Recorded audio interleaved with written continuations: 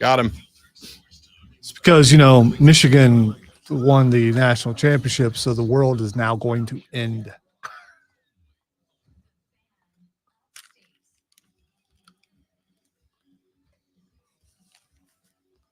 Good night. No. Good night. Clearly not. Good night. Ladies, gentlemen, boys, girls, children of all ages, welcome in. Happy Tuesday. The Rob Brown Show's on your radio. It is the Fan Upstate. Howdy, y'all. Good morning. Welcome in. Wonderful to have you, my friends. Good night. I am Rob Brown. The pleasure is mine. That one over there, he's Alonzo. Yeah, I can't. Sorry. I mean, you could.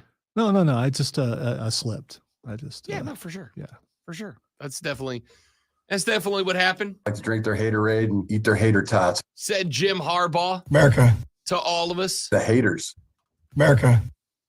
Jim Harbaugh and his Michigan Wolverines are your 2023-2024 college football national champions asterisk. Wait, was that really him saying haterade? Yeah. That was really him? They like to drink their haterade and eat their hater tots. Come on, that is such a thing Harbaugh would say, dude. If you wear khakis, hater tots is probably something you say all the time. The haters. Hater tots.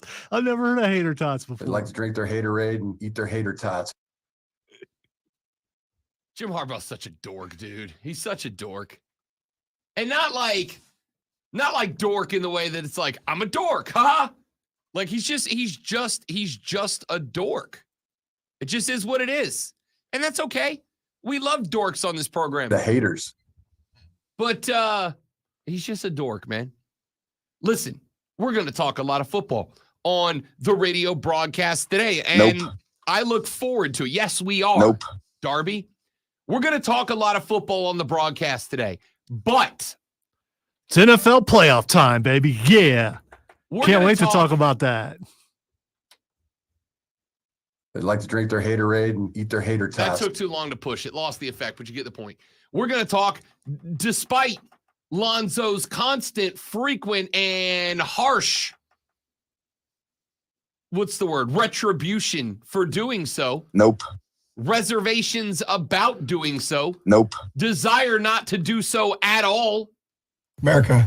We are going to talk a lot of Michigan football today as they win the Natty last night in what was simultaneously both entertaining and boring at the same time of a football game, of a championship game. I can't wait till we get into this because I was sold a bill of goods and I demand apology, but we can wait for that. Oh man, Washington was just not themselves last night. Just not themselves. Okay, that's what you're going to go with. All right. Bro, when Michael Penix Jr. is missing Rome Odunze when there's nothing to do within 20 yards, yes, that's not him. It isn't? No. Because it looked like him last night. So me and a bunch of other people who don't stay up late, that was our first viewing of this guy who's supposed to be amazing, and all I see is a sidearm guy who will not make it in the NFL. Then you didn't watch Washington, Texas. No, I didn't. I know. You know why? I can tell. You know why? Because I didn't think they were going to beat Michigan, so I didn't care. You know? Right. Well, good luck, Washington, being number 4 or 5 in the Big Ten. Way to go. Hope you love the money. First off, right now, today, despite what we saw last night, no way. Washington's the third best team in the Big Ten. Right I don't know. Scratch that. You're right. Maybe they're 4. Oregon might be third. Right. That's what I was going to say. Washington so here's 4. the thing. It's going to be Ohio State and Michigan, like it's always been. Oregon may sneak in there here and there, but Washington's going to have to compete with Penn State, who's good every 3 years. So I mean, no, they're not. No, they're not. Yeah, every 3 years. Not. Every 3 years, no, they're pretty not. good. And I'm tired of pretending like they are. They're not. You know what they are? Just prop them up to try to bolster your conference. You know what they are? They're better than Washington. No, they're not. Yeah, wow. There are a couple teams definitely better than Washington this year. Who? Alabama. Oh, I thought you were talking to the Big Ten. No, in the Big Ten, yeah, I think Ohio State could beat Washington the way Michigan did. Yeah, maybe because they have a pretty good defense, and Penix is not as good of a quarterback as advertised. That's wrong. It's That's not. flat out. Here's what entirely I'm untrue. doing. I'm giving my opinion, and my opinion after watching this guy for the very first time Correct. is he is You overrated. don't get to watch 60 minutes of ball. I And do, go, yeah, though. but everything else doesn't count. The but dude was I a do. legend. That's this year. how opinions work. You can No, you're form right. you can form an opinion in 3 seconds. You can, or and less. It's a bad way to do it. Is it? Yes. I don't think you can tell someone, "Hey, your opinioning wrong." Oh no, I can. I do it all the time. Okay. I'm quite good but at that it. doesn't mean maybe you're Quite wrong. good at it. Maybe you're No, wrong. I'm Maybe not. your methods of opinioning is wrong. Anybody want to text Alonzo right now? Please do, because I can't be alone in this. Only your people are up this early. Yeah, that's it. You know, the Rob Brown crowd up at 6 a.m. Because they didn't go to sleep. If That's the why. Rob Brown crowd is up at 6 a.m., they're probably still drinking. All right? They're probably still going at it. So the opposite of the Rob Brown crowd, the Lonzo crowd, are just old people. Is that what you're saying? No, I'm saying Alonzo's crowd's up at 6 a.m. because they're up at 6 a.m. Because we working. My crowd is up at 6 a.m. because they are still up at Right. 6 a.m. Which is what I just said. Michael Penix Jr. was not himself last night. That was the worst performance he has had. He's had some bad performances. I can go back into the regular season. There were 2 or 3 games in the regular season where he did not look like himself. But the number of So he games- normally doesn't throw sidearm. No, he does, and he throws wildly accurate with that throw. He throws sidearm, and he's got a lazy. Also, mechanics are important. He's got a So lazy Tim Tebow was delivery. bad at football. No. Tebow is 100% better than this Get guy. out, Yeah, dude. I mean, without a doubt. In college, he was sure. He that's was better what- than everybody. When I was watching him, I was thinking Tebow. So all the stuff that they said about Tebow, they will not say about this guy. They won't say about this guy, even though it applies. If he tries to have that lazy delivery, that sidearm delivery in the NFL, well, first of all, he's not going to start in the NFL, so it's not that big of a deal. But if he were to, he'd get eaten alive. All You right. can't play that way in the real man's game. All right. So Lonzo watched 60 minutes of Michael Penix Jr. and has an opinion about what he is as a quarterback. Yes, sir. Oh, First- you're bad at your job because I just watched you do that for 3 seconds and now I have formed an opinion about you. Okay, I will destroy you next time you do it. I'm just saying. Of the 7 minutes we've been on air, I just saw one. I'm going to fight you in the parking lot. No, I'm not. It's raining and gross. I'm going to fight you in the bathroom. Yeah, it's cool. No, why is I'm it got to not be in the going back? Why outside can't right now, why can't we do it in the studio or the Squared hallway? circle, man. Yeah, I mean, not outside. Stop it. That was an awful performance from Washington. And credit to Michigan's defense. Credit to Michigan's defense. Or you could credit the one bad call that turned the entire game around. The one bad call. Well, there was one specific a phantom holding call that changed momentum in the fourth quarter, and once Michigan went up by 2 scores, that was it. Let me be very clear. And Washington was driving in that and just completed a very long pass. I think it was like 30-yard pass, and it got taken away. And what do announcers look like? What do they see? Do they have multiple monitors, or are they Yes. just looking? Because they have a row of monitors. I ahead of think them. it's funny how America can see certain things and the announcers can't. Well, that didn't look like a hold to me, or that was definitely a hold, or look at this. And like one of Michigan's passes, JJ McCarthy completed, you could clearly see the guy holding on to the jersey, the lineman, stopping him from being sacked, and they didn't mention it at all. Dude, let me be abundantly clear. And I want to start with this so that nobody gets the wrong impression. Michigan was a better football team last night. However, By the way, I agree with you. They were a better football team. they were last a night. better team last night. However, Michigan got away with assault last night. Michigan go to my Twitter feed. If you haven't done it already, go to Twitter right now. Go look at my Twitter feed because I put up screen cap after screen cap after screen cap of Michigan offensive linemen assaulting Washington defensive linemen, screen caps of DBs just dragging Roma Dunze to the ground. Michigan got away with assault last night. There were no holding calls in that game until Washington finally popped a 45-yarder that would have set them up into or at least close to the red zone. And all of a sudden, holding on the offensive line, a call that had not been made Despite, I was watching Skycam. I'm a Skycam guy. Give me the Madden angle where I can see the field develop down the field. I watched McCaffrey because I didn't care about the game as much, so I watched Christian that. McCaffrey was doing a game? No. I'd be excited to watch Christian McCaffrey do a game. He's probably got some good thoughts. I'm gonna on the walk running out. backs. I'm gonna walk out. But Lonzo, I took a snap judgment and formed an opinion. I'm gonna walk out. Okay, so You see how that doesn't work? all right, I'm gonna try to not be abrasive and combative because They like to drink their you're Haterade trying to and eat do their that hater at tots. me, and I don't want to come back at you that way. So I misspoke, and I apologize for saying the wrong name. So you win. So I'm not fighting. Kumbaya, my lord. Kumbaya. You can't sing that song.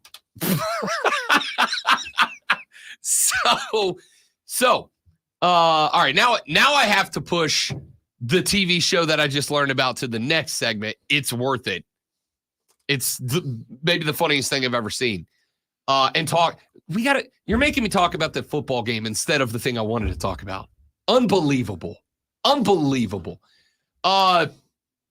You got to give credit to Michigan's defense last night.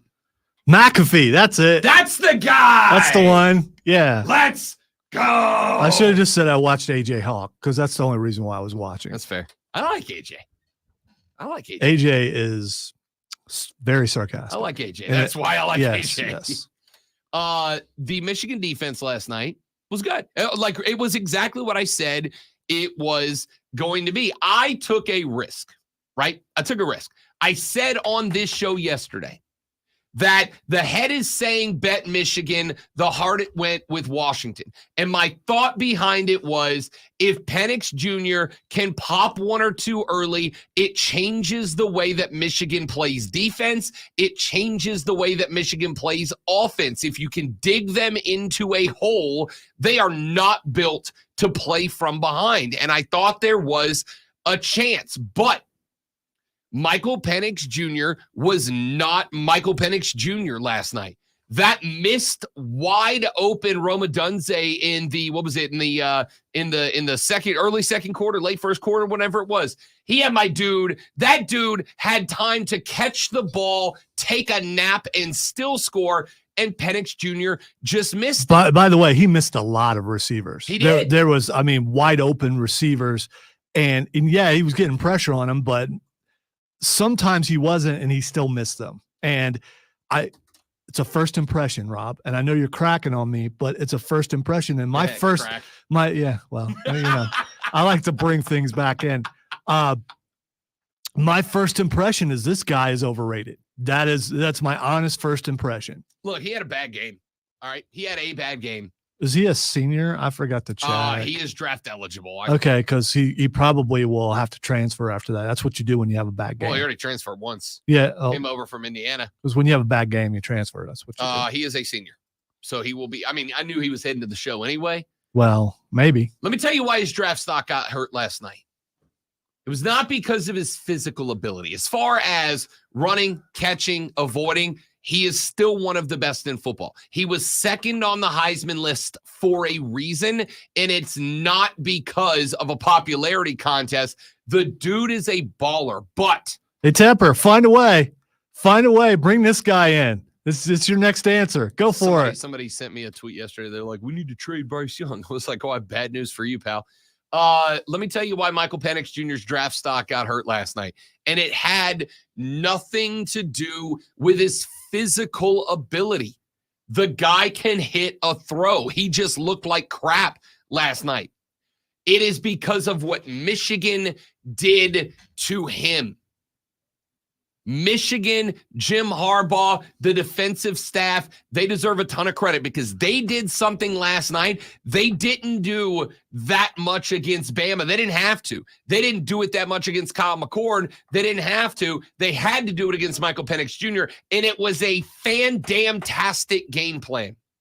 Michigan disguised coverages every down all night last night. They showed that they were in man by sending guys with dudes in motion, except they were just shifting zone responsibility. They would have an outside cornerback who would run with the wide receiver. It would show Michael Penix Jr. man, but all they did was the safety would then move over to the zone he vacated. The linebacker would drop back. The cornerback on the other side would slide over. The cornerback that went in motion would drop back. They would completely rotate their entire defensive assignments around the football field. So they would show a man, but drop off into either some sort of combo coverage or drop back into his zone while Penix Jr. thinks he's got man. And all of a sudden, man, when Adunze should pop to the inside on a little seam route, all of a sudden that's taken away. And I don't know where to go with the football. And all that ended up happening was a million little check down passes to the tight end. And that would work fine if you had tight ends that could break tackles, but your tight end game is not as strong as your wide receiver game, and Michigan's linebacker game is really good. So you threw 50 checkdowns that against the majority of teams would have resulted in about 38 first downs. But against Michigan, they resulted in 3-yard checkdowns with 0 yards after catch. And Washington having an inability to get away from being put into third and mid situations over and over and over again. Michigan's defensive game plan won them that game. In fact, I would even go one step further. I hated their offensive game plan. They went with Donovan Edwards. What do you have? 3 carries, 97 yards, and 2 touchdowns to open the game. 3 carries, 97 yards, 2 touchdowns to open the game. And I'm sitting there looking at it like, what are we doing here, dog? What are we doing? Because after they did that, after they gutted Washington's defense early, they're like, hey, what if we let J.J. McCarthy turn into Drew Brees for a minute? What are we doing? What are we doing? Michigan, and I mean this, Michigan could have been up 28-3 at halftime. Genuinely could have been up 28-3 at halftime, but for whatever reason, after Donovan Edwards gutted Michigan like a fish up the gut, all of a sudden they decided to start pulling the trigger on J.J. McCarthy to have a big passing day. I didn't understand that at all. Didn't understand that at all. And they let Washington hang around and hang around and hang around, and wouldn't you know it, we got a contest going into halftime. It's a 1-score game. In a game that, for the first 30 minutes, it felt to me like Michigan was dominating this game, because they were. We got a 1-score game. 1-score game, oh, by the way, and Washington's getting or as Corso would say, Washington is getting the football to open the second half. I'm like, you know what? If Washington comes out and scores on the opening drive, they're winning this game. And instead, Michigan did it again. They disguised the defense. They showed man, played zone, dropped people to the edges, which is where a lot of the plays for Washington are designed to go. And when Penix looked to the edge, he panicked, had nowhere to go. You get a tipped pass, you get a pick, you get a Washington score, and it goes, a Michigan score, and it goes from a 1-score game with Washington in control to a 2-score game and Washington on the ropes, because a Heisman finalist quarterback got turned into a clown last night. And I love Michael Penix Jr. I like watching him. I think he's good, but he showed me last night that if he gets to the show and you've got a defensive coordinator in the NFL who can teach his guys to disguise coverages against Penix, he has a lot to learn. A lot. So you just confirmed everything I said earlier. Thank you.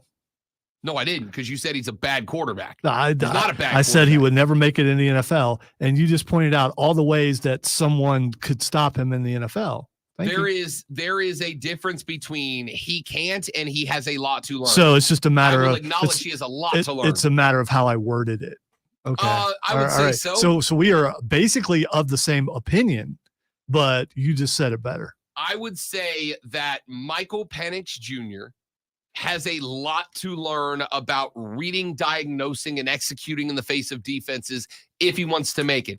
Does he have the talent to make it at the next level? Yes, he does. There's not a throw on the football field that he can't make. Not a single throw that he can't make. Okay. Not one. Well, there were several he couldn't make last night. Again, that is why I said last night was an anomaly. Really, because NFL defenses are lesser than Michigan. Well, he's not an NFL quarterback. And he won't be.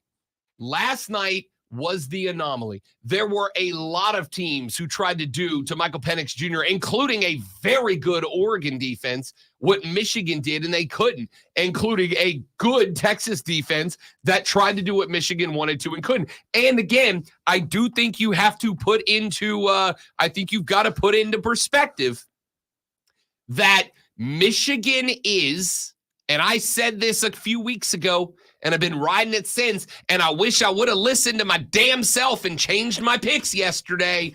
Michigan had the best defense in college football this year. Sorry, Bama. Sorry, Georgia. Sorry, everybody else. Michigan had the best defense in college football, and they made Michael Penix Jr. look out of his league last night. He's not. He's damn good. He was second in the Heisman voting for a reason. You don't get, I don't care who you play for, you don't go second in the Heisman voting if you can't play ball.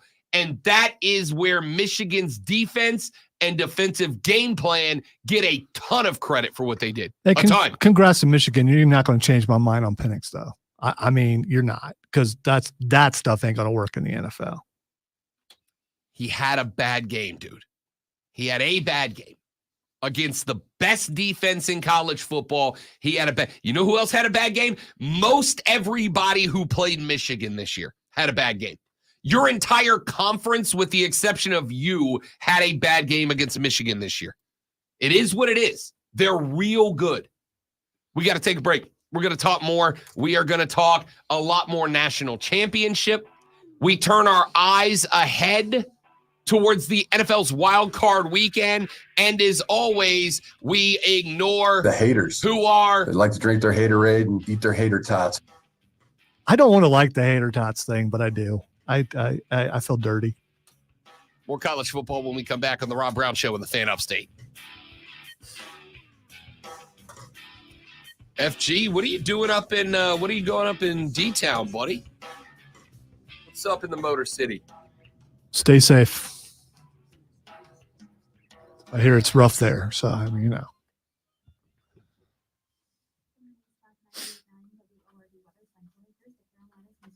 Look both ways. Listen for footsteps. Was it all right? So here's my question, FG. Was it snowing up there last night? And the reason I ask is this: It was definitely snowing Sunday around there, I think. somebody put up a picture from Michigan's gymnasium of a student-only watch party where they put the game up on the Jumbotron in the gym, and there were like 9,000 students in there. And I'm like, dude, if they did that in Tuscaloosa or Baton Rouge or Athens or Columbia or Clemson, there'd have been 17K students in there packed out. And it looked like it was like a volleyball watch party. Did you see the stadium last night?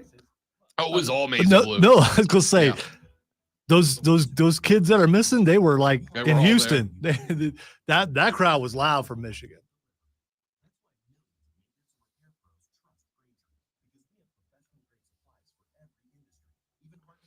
Yeah, Joe, good luck, man, because I hear those winds are supposed to be pretty bad, and a lot of standing water already. It's supposed to rain all day. Yeah, we need to stay on weather updates today.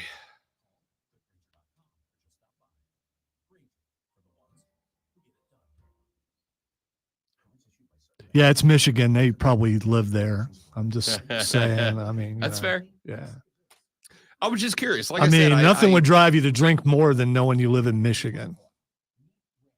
I try not to pass judgment based on a picture on the internet, but I looked at it and I'm like, that didn't look like there's a lot of people there. I know the Michiganders were up in it last night because I've got a couple who are buddies and they were drunk last night. Put up the streets quick. No snow last night during the celebration. I was in the madness. I'm actually a little jealous. I really am.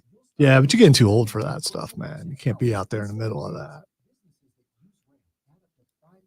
All right, you're getting too old to be in a place like Michigan because you can't handle Michigan. The cold is a different story. That's I what can handle that's the what I'm drunk talking in the about. party. I can't handle the cold.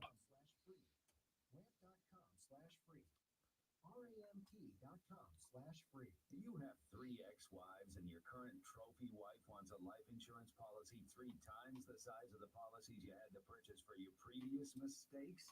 If so, you need to call Big Lou at Turn Provider, 800-700-6898.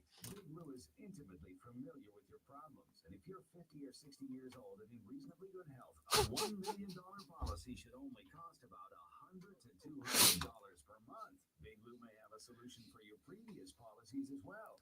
I am laughing at our boss. I can't talk about it, but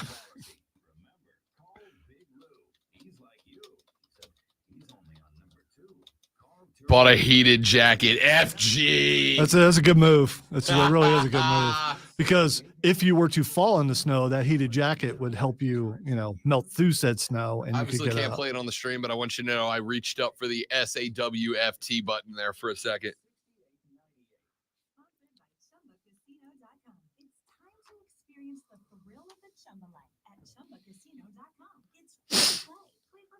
And no purchases necessary. 18 plus terms and conditions apply. VGW Group. No purchase necessary. Void where prohibited by law. See terms and conditions.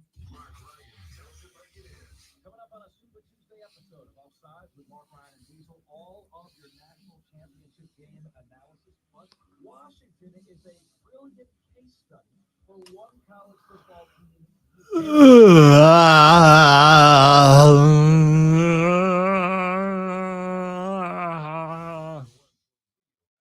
Good. The voice has stopped.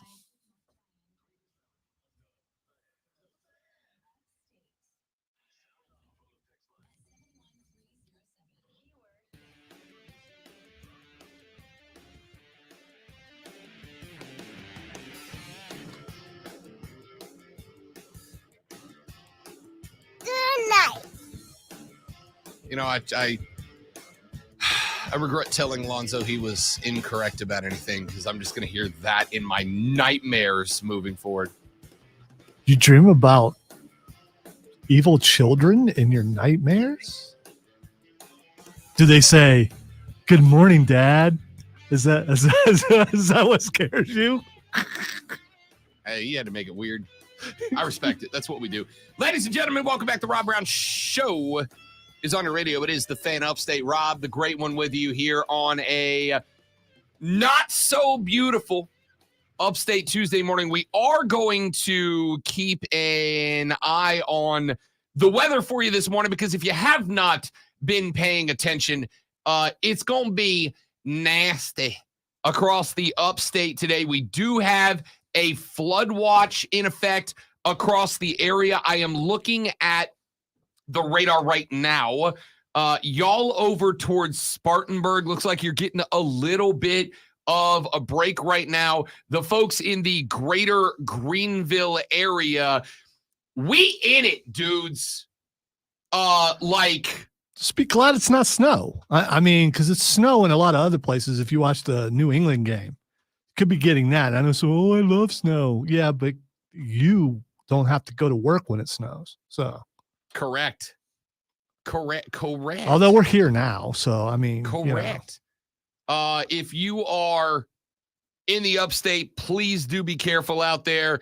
We are keeping an eye on this weather right now. The majority of it, as it stands, is to our west. It is over kind of closer to the Franklin area. There's a good chunk of it up north near Asheville, but we do have a couple of spots. And if you're not listening right now, we would like to invite you to the live stream where we are broadcasting all 4 hours of the show every single day. Lonzo, what are you doing taking off? We had somebody dying on the stream wanting to give us millions of dollars for free just by clicking on that link, and you took it down? I think there were only thousands. I don't think it was a million. I think you added a zero on there. Somebody came in our stream chat and said they are dying and wanted to give us all their money. We're going to get flagged because you're showing radar, no, we're not. probably. No, this is fine.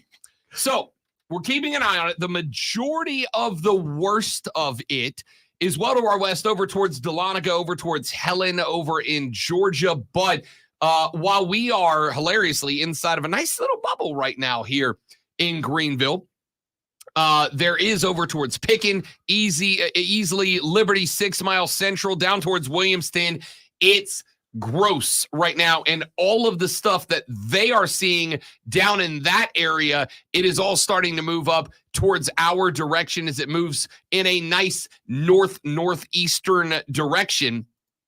As it continues to do so, there will be heavier, thicker stuff making its way up from the southeast later, or from the southwest later on. Greenville is going to be in the middle of it. For those of you that are down towards Anderson, those of you that are down towards Seneca, Walhalla, Central, 6 Mile, you guys are going to be getting clobbered here in the next probably hour or so, maybe less. Those of us up here in the Greenville area, you got maybe another hour and a half or so before it starts to get real bad. But we're looking at the radar right now, and this is going to be, it's going to be with us all day, y'all. The drive home is not going to be fun for us. Great one. Is that weather coming up from the Gulf? Is that what? This, the in fact, direction of the. I'm glad you asked. This front, this storm is being pushed by a front that does indeed stretch all the way down to Louisiana. You can, in fact, I'll put it up on the screen here. You can see it coming off of the Gulf. This is one band that is stretching from in the Gulf of Mexico up across Mobile, Destin, down my neck of the woods, all the way up to Canada. That's how big this front is. It is the entire eastern seaboard's length in terms of just overall grossness. I wonder if this is going to cause some snow up in the mountains for you people who love snow. It does look like it starts to cool off and become at the least a winter mix up in the northern Virginia and Maryland area. But I'm not concerned about that. I'm more looking at how it's going to impact me in my day, because that's all I'm worried about right now. So we do have some gnarly weather that is going to be rolling through. The good news, the majority of the worst of it is going to stay to our west and is going to float north and west of us. But we are going to get a pretty healthy dose of the wet stuff today around the entire upstate Spartanburg. You guys are just starting to get the outer edges of this band. Those of us over here towards Greenville, we are starting to see it roll in. We are in a little bit of a bubble right now, so it's going to start picking up soon. Those of y'all down towards, again, Anderson, Seneca, Walhalla, Norris, Easley, you guys are kind of in it right now, and you do have some more stuff that is going to be continuing to push. And again, it's going to be this way most of the day. So if you are out and about today, please, please, please be very careful. If you don't have to be out today, if working from home is an option, you might want to do that. Stay off the road. And remember, drive with your headlights on, not your flashers, not your flashers, not your flashers. Yeah, because that just, it makes no sense, and it's stop doing that. Not your flashers. By the way, if Jim Cantori just happens to be listening, Rob is available, and he does want to go out in the storm. I spent 2 years in TV news. Tell you about the worst real quick, and we're going to get back to football, I promise. But I feel like as a public courtesy, getting this stuff out there is important. All right? It's going to be gross. It's going to be nasty. I covered a winter storm in the winter of 2015, 16 down in Destin. We don't get rain and snow down there. There was a winter. Wow. Yes. About once a decade, we get a winter storm. It was gross, dude. And so the boss calls me and he's like, you know what you got to do, right? And I was like, sit in the studio and report on Facebook Live? He's like, nope, get out there, big dog. So I went out. I covered it. In fact, I had to sit underneath the Destin Bridge because there's water pipes that run under the bottom of the bridge. That's how they get the water. It's the Destin, Okaloosa Island, obviously sits on an island. So you gotta get the water over there, and the pipes go under the bridge. And it was so cold. And because they don't prep for this in that area, because it never happens, some of the pipes underneath the bridge started busting, which means not only was it cold, but you couldn't get water over to the island. So they sent me over there to cover that. And I have to stand on the side of the road for our 4 o'clock, 5 o'clock, 5:30, 6 o'clock, 9 o'clock, and 10 o'clock newscast and just go, pipe broke. There it is. Pipe's broke right there. People are trying to fix it, but there's the broke pipe. Did you have a camera guy or did you have to set up your own I had camera? a camera guy. Okay, all right. I got home that night. I went into the house. I took off the jeans because we weren't provided with cold weather gear. It's never that cold, right? We got a nice little Under Armour jacket, but we didn't get like snow pants. I got home. It was so cold. The moisture froze in my jeans, and I was able to, Zoe, take them off and stand them up, and they stood up by themselves. All right. I'm not impressed. I'm from Ohio. I know you're not. That's I'm like from Florida. I was going to say that's like Monday. It's yeah. Anyway, kids, we're keeping an eye on this storm for you. Right As it rolls across the area. now it's just rain, but it's a lot of rain. Yeah, I don't suspect. Scratch that. I'm not a meteorologist, nor did I stay in a Holiday Inn It's not Express supposed last to night. get cold enough for it to turn Correct. into anything else except for possibly in higher elevations. Yeah, so we're keeping an eye on it for you. Like I said, the majority of the stuff is over to our west, over towards the Walhalla, Seneca, Clayton, Hiawassee, Helen, Toccoa area on the border, and a little bit over into Georgia territory. But as it continues to move up in our direction, we are going to be getting some pretty heavy stuff throughout the day for the remainder of it. So we'll keep you up to date on all of that as the weather continues to progress throughout the area. Stay tuned, and we'll keep you up to date the best that we can. Let's do this. Let's run to a break. When we come back here in just a minute, let us give a little more thoughts on last night's national championship game, because there was one decision that when I realized it was being made by the Washington Husky coaching staff, a coaching staff under Caleb DeBoer, who I think did a fantastic job all year long, but there was a decision I realized that they were making late second quarter that I was like, I don't know if they can come back. I don't know, because they keep doing this one thing. So we'll talk about what that is. We'll talk about what went right for Michigan, wrong for Washington. We do that. Hour number 2, we'll have your water cooler cheat sheet. We will have your TMFINR awards later on in the show. And then the third hour, we talk wild card playoff football. It's all coming up on the Rob Brown Show in the Fan Upstate. Watching the game in 30-degree weather. I don't like football that much. That's kind of warm for Michigan. I don't like football that much. Pardon me, hitting the restroom. BRB. Hoops on Monday, Howard beat South Carolina State 82-78. NC Central over Norfolk State 60-58. Tonight, number 11 Duke at Pittsburgh. South Carolina visits Alabama. Wake Forest at Florida State. NBA in overtime Monday, the Bulls beat the Hornets 119-112. The Carolina Panthers have fired general manager Scott Fitterer after a 2-15 season. The team has announced 8 candidates to take over the slot. They also need to find a new head coach. 9 candidates have been named. Interim coach Chris Tabor not on the list. He took over for Frank Reich after he was fired in November. In 3 full seasons, Fitterer just 14-37 as a GM. They went 5-12, 7-10, and then 2-15 this year. The Panthers suffered back Good morning, Steven. losses in their final 2 games. They became the first team since the 2008 Browns to get blanked in consecutive weeks. The Fan Upstate is your home for Furman Paladins basketball, play-by-play live all season long. Download the Odyssey app, search the Fan Upstate, and listen anywhere on your phone. I'm Chuck Sanders. That's the Sports Flash on the Fan Upstate. Lots of minute of state traffic, not a lot of activity. It still looks okay along I-85, southbound I-85, starting to see a slight delay there as you move south of Highway 14, heading down towards Pelham Road. Also some delays along Highway 29 northbound near Grove Road, seeing a little bit of activity there off to the shoulder. Injury rack on Poinsett Street extension right there at Autry Drive. It looks like 2 lanes are blocked. From the News Talk 98.9 WRD Traffic Center, I'm Lord Houston on the Fan Upstate.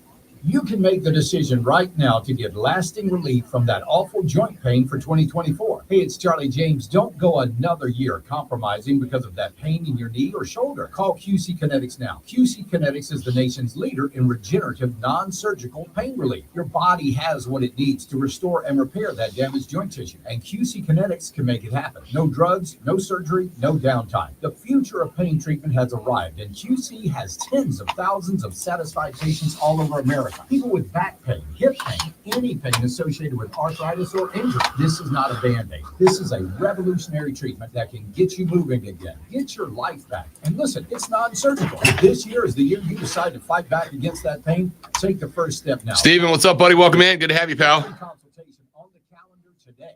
Call 864-448-3772. That's 864-448-3772 in Greenville and in Asheville. 864-448-3772. The new year is a great time for a new you. And if you're looking to upgrade your style, may I suggest Smith & James Fine Men's Clothing. Men of the That was a big one. That's thunder. Yep. 1916, and for good reason, they can help you find Now I want snow so we can have some thunder snow. Thunder snow. Thunder snow is just an awesome word, or two words put together. I don't know if it's a single word technically, but bless you. Thanks. Are you a business owner in need of financing? Then you need Swish Funding, the better way to get the funding you need. Our simple application process takes just minutes, with funding as soon as one business day. At Swish Funding, we focus on your business cash flow, not your personal credit score. And we're ready to help with funding from $5,000 to $5 million. If you've been in business for 1 year and have monthly revenue of at least $25,000, you can get the affordable funding you need with no collateral at swishfunding.com. That's SWISH.com. Progressive knows we're all trying to save right now. Hey, at least we're still enjoying baseball on a Saturday night, right? Even if it is T-ball.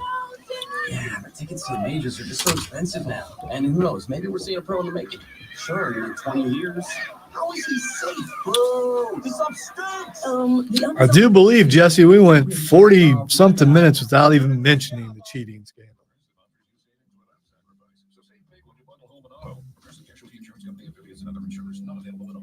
Today, windy with rain and a flood watch, high of 57. Weather brought to you by That stuff ain't gonna come out till Harbaugh goes to the NFL anyway. Visit daily-harvest.com and use code HARVEST for up to $65 off your first box. From the English Market Studio, the Upstate. 97.7 FM Greenville. 97.1 FM Spartanburg. always love from the Free Odyssey app.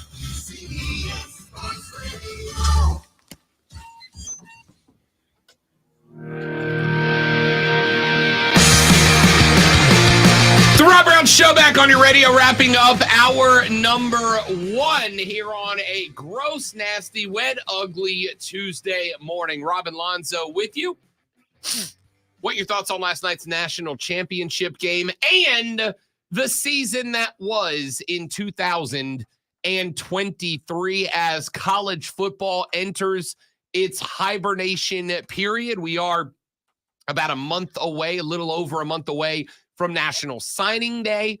We are a couple of months away from portal window numero dos. We'll see if we get some moves. Ohio State picked up a big running back commitment out of the transfer portal last night from Ole Miss.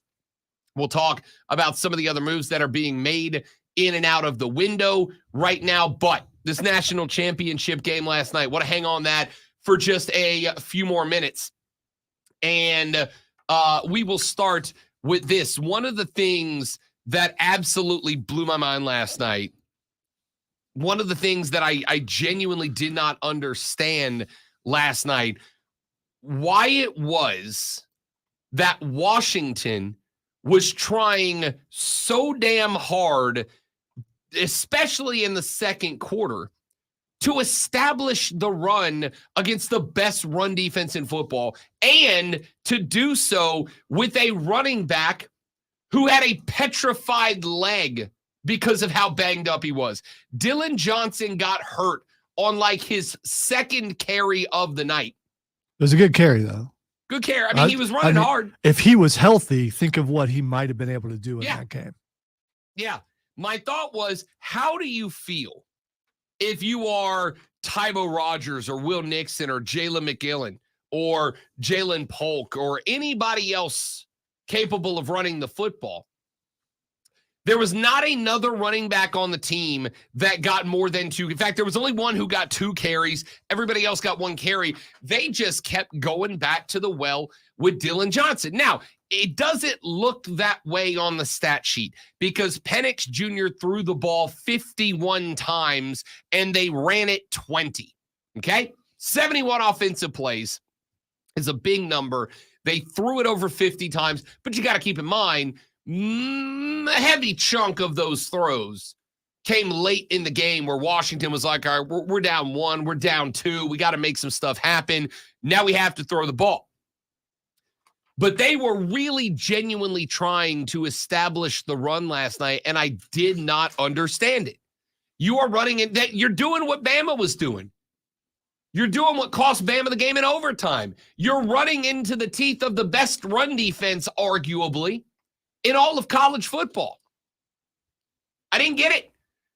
Dylan Johnson's leg was jacked up, evidently. In fact, after that first injury, they went down to the sideline reporter, and she was telling, and it's like he had a busted bursa sac and a high ankle sprain and a turned this and a twisted that and a strained yay and it was bad, man. And I'm sitting there listening to all of this, and then 5 plays later, Fowler's like, would you look who's back out there? Dylan John. I'm like, why? If that is an issue where you just have zero running back depth, I mean, that to me says, well, we can't run the ball anymore. We just got to wing it. And if we can't complete passes, we can't complete passes. But when you keep putting the ball into the gut of a running back whose left leg is made of rock because of the number of injuries he's dealing with, what the hell do you think is going to happen? Yeah, but at the same time, I mean, it's admirable that the guy wants to be on the field. And I get eventually you have to go, yeah, he's an enemy to himself because he wants to be out there and he's just going to hurt himself worse. But if he's still your best option at, 35% or whatever he was, you're going to keep playing him, especially if he's like, Coach, please let me in, let me in, let me in, let me in. I didn't think he played that bad under the circumstances. Yeah, no, for a guy that was effectively playing on one leg, he played pretty well. But if they win, the narrative would be how heroic he was for being out there, even though he was hurt. I mean, I guess, but looking at it pragmatically, there comes a point where your desire to be a warrior and your ability to become a warrior do not meet in the middle. There comes a point where, Coach, I'm good. Coach, I want to be out there. Coach, I need to be out there. Does not match up with your ability to perform. Dylan Johnson had 11 carries for 33 yards. That's it. That's not going to get it done. He had one run of 7 yards, and I think that's the one he got hurt on. And he was never the same cat. I just didn't get it, man. And then again, because of the fact that Michigan defensively was doing, in my opinion, an excellent job of disguising defenses, of bringing pressure, but like from different spots and not much, They were bringing 5 guys on one play, 6 on the next, back to 5, but it was coming from the Will backer, then it was coming from the Mike backer, then it was coming from the corner, then it was coming from the safety, but the corner then rolled back. So they were blitzing out of what looked like a cover 2. Penix reads blitz, thinks he's got cover 1, looks for the seam route up the middle, except for the outside corner, rolled back into a free safety spot. It was a cover 2, and now the routes you ran because you thought it was a single high safety aren't there anymore. You're running double seam routes because you think there's one safety. He's going to pick one side or the other and you're going to hit him, except for you got a cornerback who's rolling back, picking up the cover 2. Now both of those seam routes are gone and all you've got is a little check down to a running back who's 50% at best. Michigan was spectacular defensively last night with the game plan. And I don't know where they picked it up from. In fact, I'm at the point where I want to go back and watch a couple of the games from earlier in the year and see if in the, I think 2 or 3 games where Michael Penix Jr. did not look like a Heisman Trophy finalist, I want to go back and look at those games and see is this what those teams were doing as well? Was it a bunch of disguised coverages? Was it a bunch of rolling guys from what they looked like they were doing into what they were trying to bait Michael Penix Jr. into thinking they weren't doing? And that's what got him, because I would not be shocked if it was. I would not be shocked if it was. The game plan that Michigan's defense brought into that national championship final last night was chef's kiss perfect, man. It was spectacular.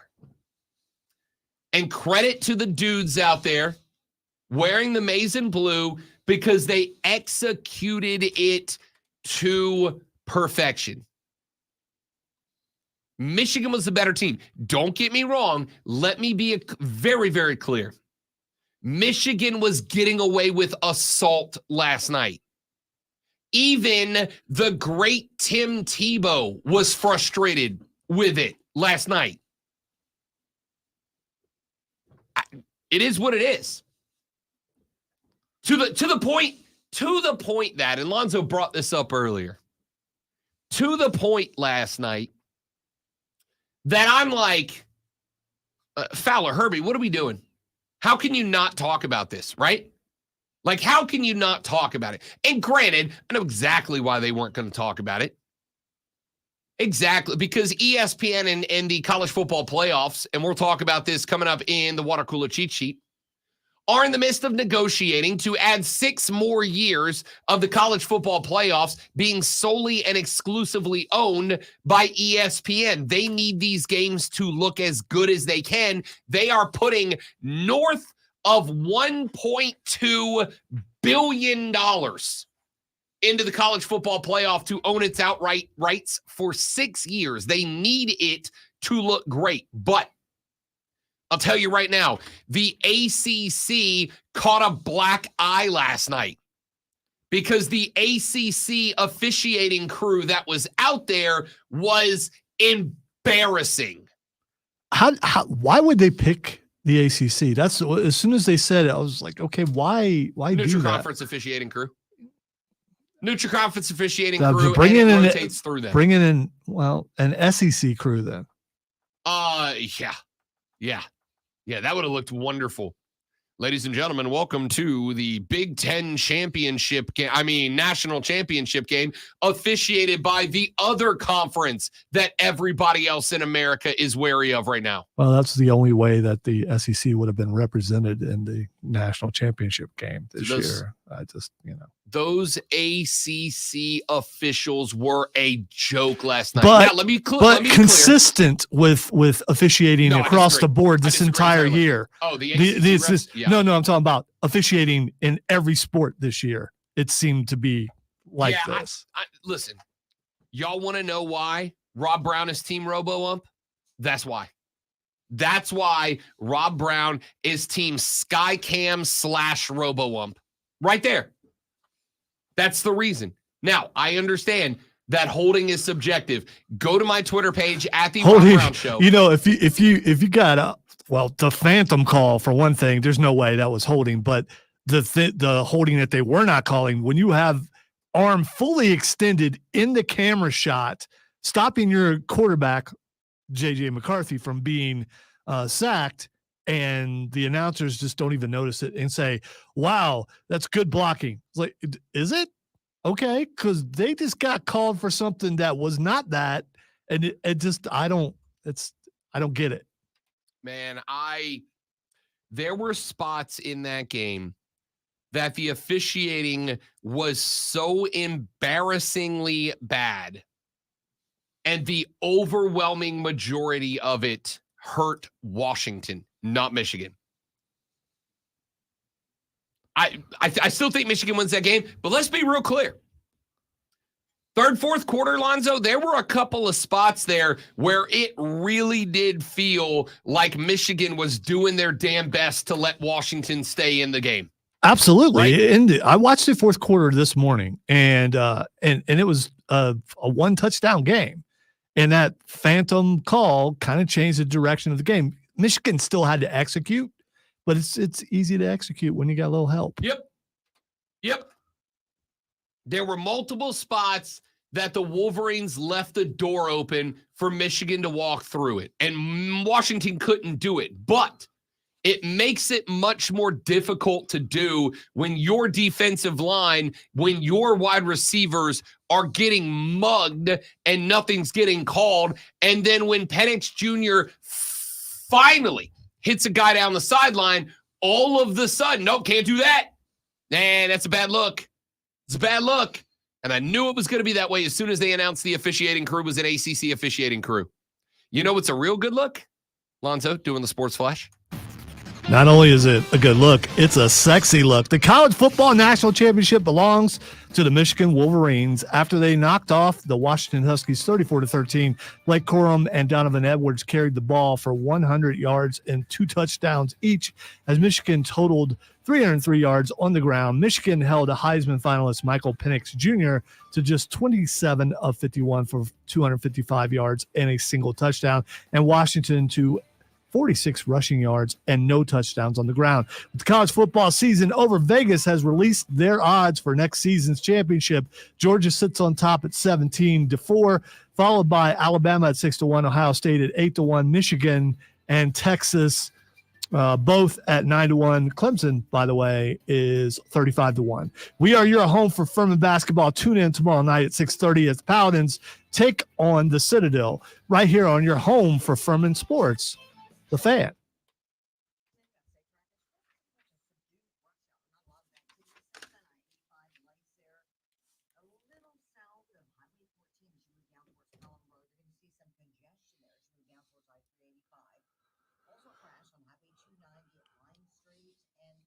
No, man, the refs were bad. Michigan was going to win this game the entire time anyway. At least it was interesting near the end. And I don't understand, Hingle, if that is your name, why you cannot give an opinion. So every differing opinion to you is whining. Is that what it is? So if you are married, does your significant other, if they say no, I don't think that's the way it is, you go stop whining? Or if your boss says no, you're wrong, this is how it needs to be, you say, hey boss, stop whining? Or I need to know what your definition of whining is. Because if your definition of whining is a different opinion than yours, then why are you listening to talk radio?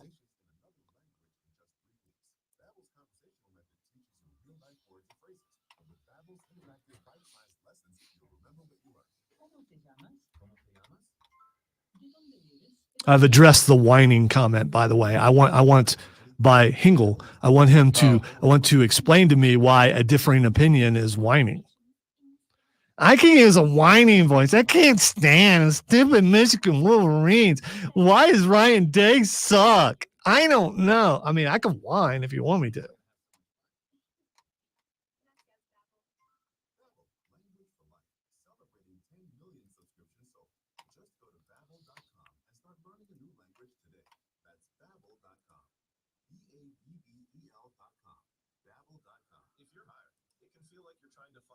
I think the real question is, will Michigan get to keep it?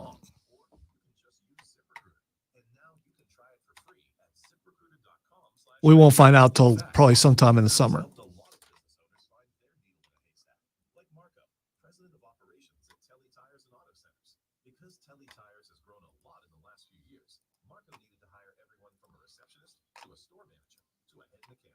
ZipRecruiter helps me find all the right people, even the most difficult jobs to fill. ZipRecruiter helps me keep my business running. Take it from Marco and millions of other businesses who use ZipRecruiter. ZipRecruiter can help you find the needle in the haystack. Should I be praising the Big Ten now? Isn't that what you're supposed to do? Praise your conference. You're supposed to claim a championship. Supposed to be like, hey, see, I told you Big Ten was better.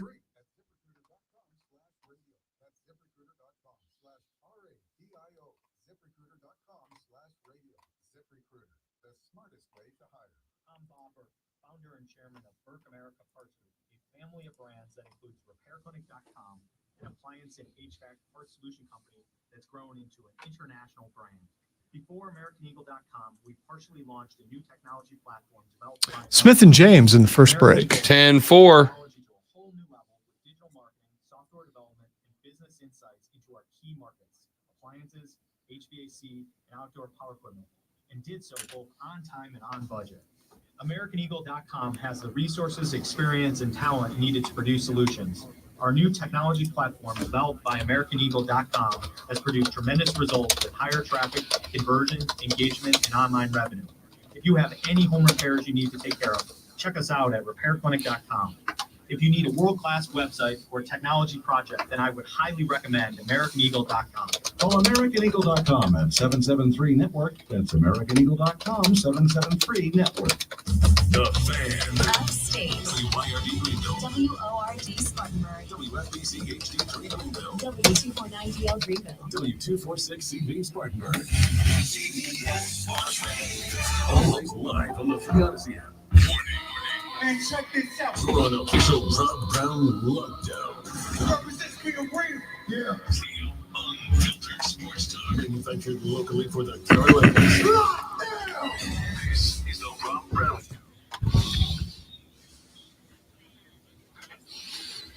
Nope. Nope. Nope. Nope. They'd like to drink their haterade and eat their hater tots. Hater tots. Welcome back, ladies and gentlemen. Hour numero dos. The money hour of the Rob Brown Show goes now. This, friends, is the Fan Upstate. Howdy, y'all. Happy Tuesday. America. A gloomy, nasty, gnarly, ugly, gross day out across the upstate of South Carolina. We have started to see some pretty banging lightning strikes through the area. The thunder rolls across the upstate of South Carolina. And it's not great. That little thing you did right there was better than that country guy that was on before the national championship. All right. Yes, that was like I hate country. Everyone knows that, but that's worse. It's so bad. I will tell I you. thought Florida Georgia Line was the worst country band of all time, and then I saw that dude, and that's so bad. I will tell you that as a country music defender, as somebody who grew up in what I genuinely believe to have been the golden age of country music, the 1990s. Conway Twitty begs to differ with you. I mean, he can, but we had Dwight Yoakam and Travis Tritt and all these other cats, Garth Brooks, right? They trotted out, what was the guy's name? Walker something. And not only did he hurt the country game, he hurts the rap game, man. It's just, it's stop. So they trotted this cat out a couple of times during the pregame show. It was so embarrassingly bad. Like so embarrassingly. Walker Hayes, that's his name. And I'm listening to it and I'm like, this is an embarrassment. This is what makes people make fun of country music. And then I was informed by the fiance who was watching that game with me, great one. Do you know what else that guy is responsible for? That's the guy who did the Fancy Like Applebee's song. Makes sense. Makes so much sense. I'm like, this is atrocious. Did you ask her how she knows that and if she's into that kind of music? Because that's like a strike against. I like country music, but it is not anymore. It is not my top genre anymore. If you look at my Spotify, you're going to find country music on it, but it's not my top go-to genre. There's like 4 or 5 that are above it. It is her top go-to genre. That's what she jumps in with. If we pop in the car, 90% of the time, it's going on country music to start, which I don't have an issue with. I'm a fan, but she knows this cat, does not like him, just so we're clear. But that's the Fancy Like Applebee's guy. And I was trying to figure out for an hour, how is this the guy on the biggest college football broadcast of the season. How is this the guy that you decided was your musical entertainment? So That was awful. Obviously, we've talked about how old I am, but I remember back in the day in college walking around hearing Beastie Boys and stuff like that because they had just come out. What was big on campus when you came out or when you were in college? What was big when I was in college? I mean, I'm asking this because is this guy, when you walk around, bless you again. When you walk around a college campus, are you hearing this dude? I don't think so. I also don't think country has the foothold. Because if you do, then it makes sense having him on there. But if not, what are you doing? I can't. And again, I will tell you, I am also out of touch with the youth of America. Is Houston the hub of bro country? I don't know. Maybe he was just hanging listen, out. Houston is country territory. All right. It's a country music land, but I'm saying with everybody that's out there and available, that scat you went with, that's the guy. I would have been less upset if you went with like Kane Brown, who is, I'm not a huge fan of, but he's fine. Like the music's not terrible. You trotted that guy out.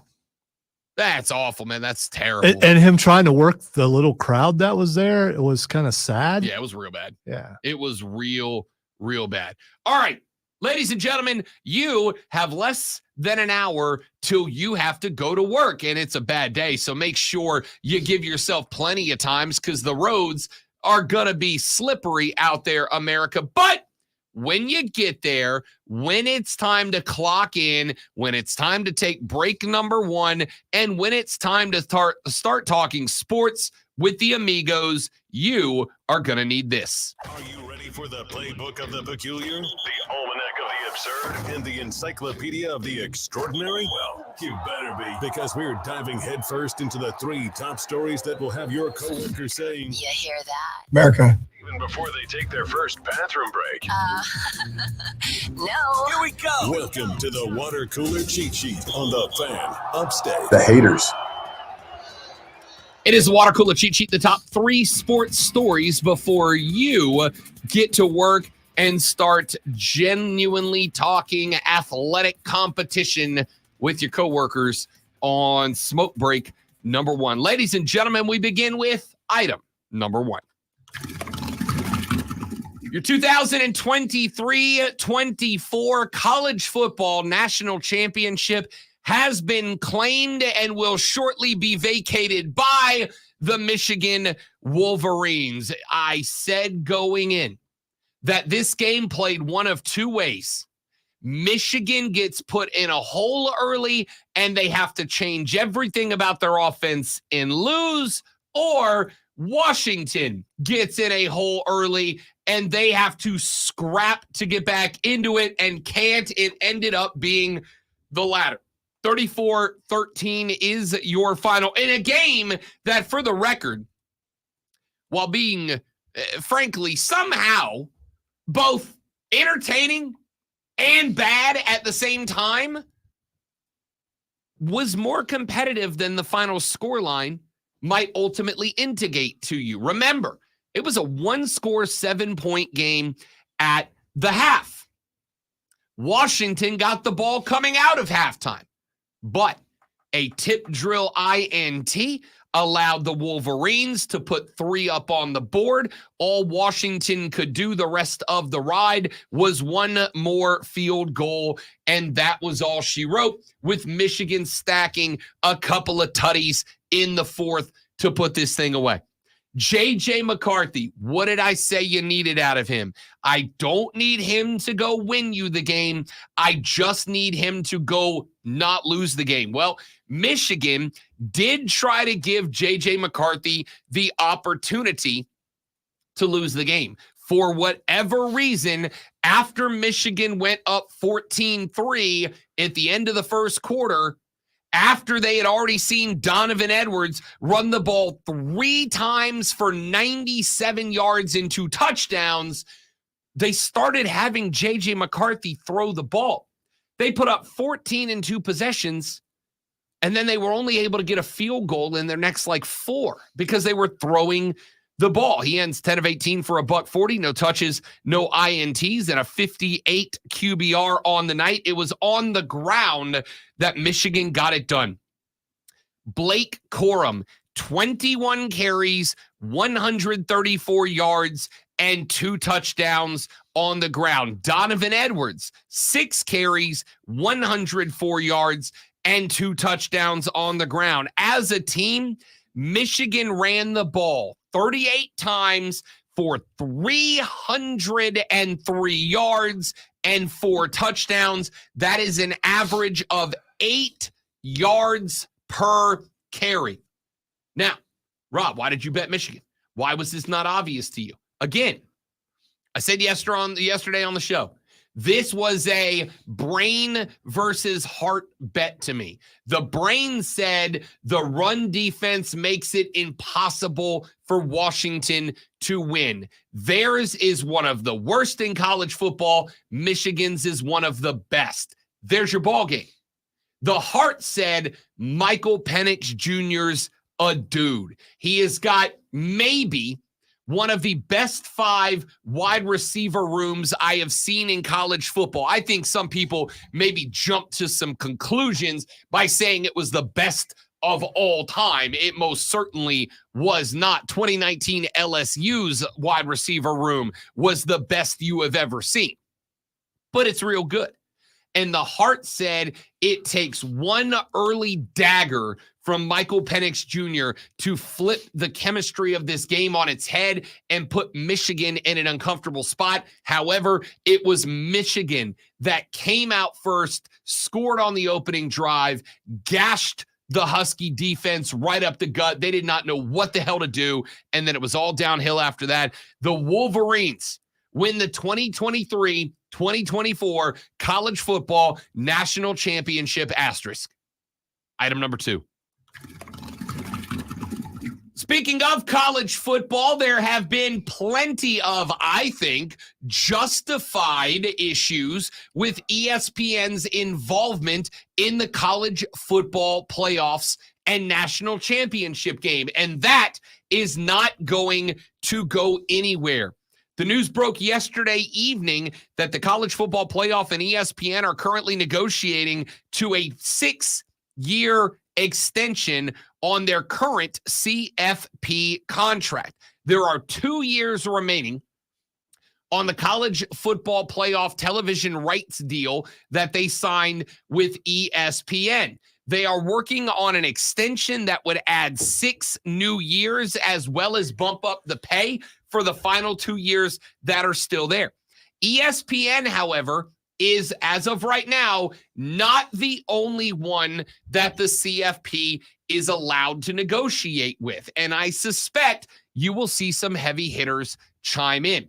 Could Fox try to get in there? Remember, the college football national championship game will be an 11-game tournament beginning next year. There's a lot of football to go around, and I personally would like to see it done the way that the NFL does it. That is to say, multiple networks can pick up multiple playoff games and the championship game rolls around between the networks. Why?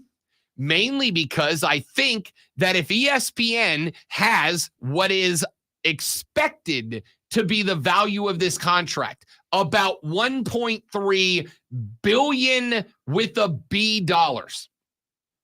If they've got $1.3 billion wrapped up into this thing, go ahead and tell me that they are not going to have a vested interest. Oh, and by the way, ESPN also owns the Southeastern Conference, one of the Power Two.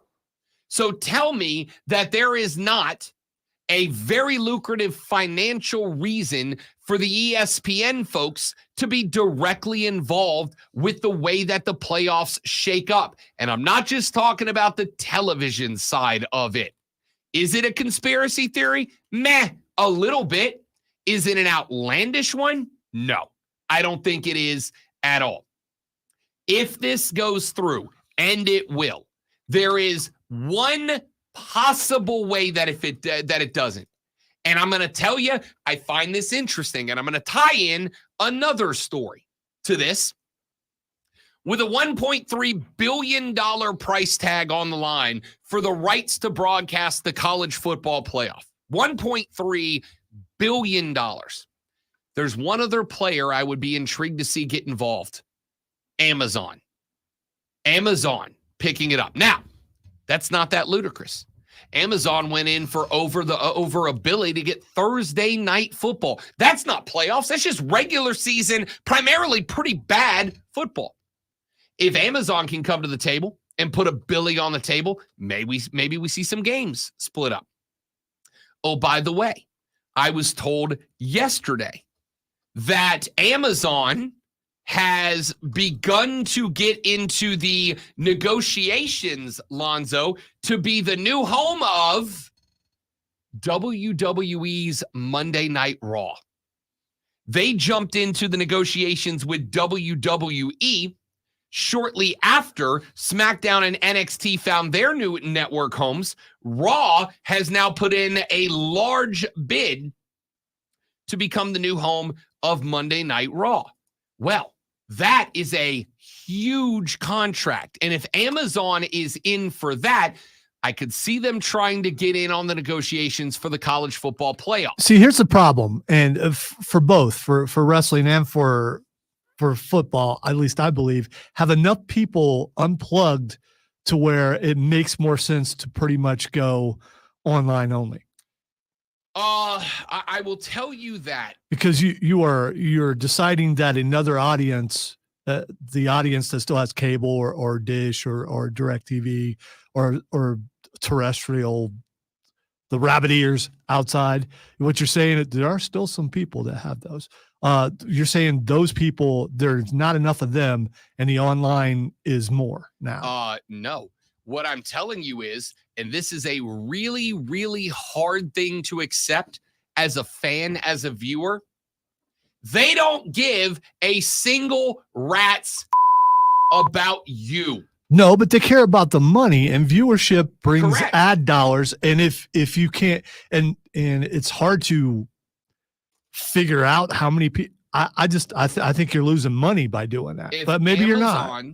If Amazon feels that paying $1.3 billion to get involved, or let's create a hypothetical here. If Amazon and ESPN come to the table and the college football playoff says, all right, here's what we're going to do. Instead of $1.3 billion and ESPN gets all 11 games, what we're going to do is both of you are going to come to the table for a bill. We're going to split it up 5-5, and the national championship game bounces back and forth between you, right? So every year, Amazon gets 5 playoff games, ESPN gets 5 playoff games, even years, ESPN gets the natty, odd years, Amazon gets the natty, because in that situation, the College Football Playoff Committee gets $2 billion as opposed to 1.3. And at the end of the day, they don't care if Lonzo doesn't have Amazon Prime and can't watch it. By the way, I do. It's not just, I think when you do that, then cable and all that's dead to sports fans, because then what's the point of even watching? And that could be the death of certain sports show. It's just the death of everything. If you take, because what's next after that? If you put the national championship on like Amazon, you're going to put the Super Bowl on there. It doesn't, from a money standpoint, it doesn't make sense to me. It absolutely makes sense. Well, then the again, organizations in charge are going to make 8, 9, 10 figures. That's all that matters. That's it. I know we want to break it down. How does this impact Joe Blow, the sports fan, or the Coca-Cola company? I'm talking about viewership. If viewership goes down, so they only care about money, they don't care about viewership, but viewership leads to ad dollars. If Amazon is looking and saying, or ESPN is looking and saying $1.3 billion, And Amazon looks and goes 1.3 bill. We're good with that. We believe we can get that back in subscriber account to an Amazon Prime account to watch this game, or an ESPN Plus account to watch this game, or whatever. That's fine, because as much as advertising dollars have always mattered, subscription to networks also matters now. I drop my $12.99 a month or whatever it is to have ESPN, and now I got to drop the $100+ a year or whatever it is to have my Amazon Prime and Amazon TV account. If they can create a situation where somebody who hasn't been doing it goes, yeah, I'm gonna buy in now so that I can watch college football's playoff games. The advertising is a huge part of the pie for sure, but it is a part of the pie, not the whole pie anymore. It's not it. It is a part of the equation for sure, but it is not the answer to the equation like it used to be. And again, I know it's a hard thing to accept, but the networks and the organizations who own, operate, run, and execute all of these games and leagues and television broadcasts, they do not care about individual viewers. They don't. You are the product. You are not the consumer. You are the product. That's just where we are. And it's not just sports. It's every type of broadcasting now. But you are the product now. All right. Item number 3 is going to be a rundown of what we learned about the Carolina Panthers. I'm just going to leave it there. And when we come back, I will give you that. We are starting to hear some of the names that are being interview requested by the Carolina Panthers. I'm going to tell you what those are and what they look like when we come back here in just a minute from right now. Then I'll leave it up to you guys. I'm intrigued. Should Michigan's Natty, will Michigan's Natty, are you giving Michigan's Natty the old asterisk treatment because of the Connor Stallion scandal, who, by the way, was popping off on Instagram yesterday at the game? Love that. Love that. Back after this on the Rob Brown Show on the Fan Upstate. Smith. All right, guys, real quick live read, and then we're coming right back. Please stay right there.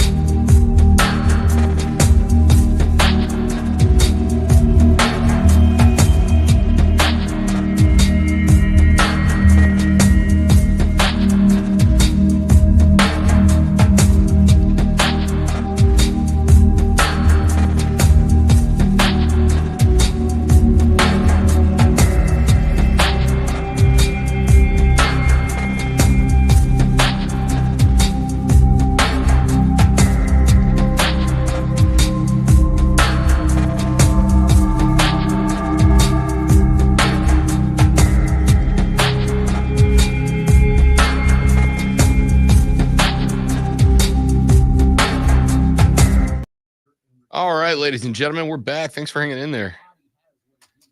Judy Ruggs, Smith, and Waddle was the best I've ever seen. It was very good for sure. For sure. I think LSU's with Chase and Higgins and those guys was it's just the best I've seen. But that's, I mean, those two, I would say you can argue those are 1A and 1B for sure.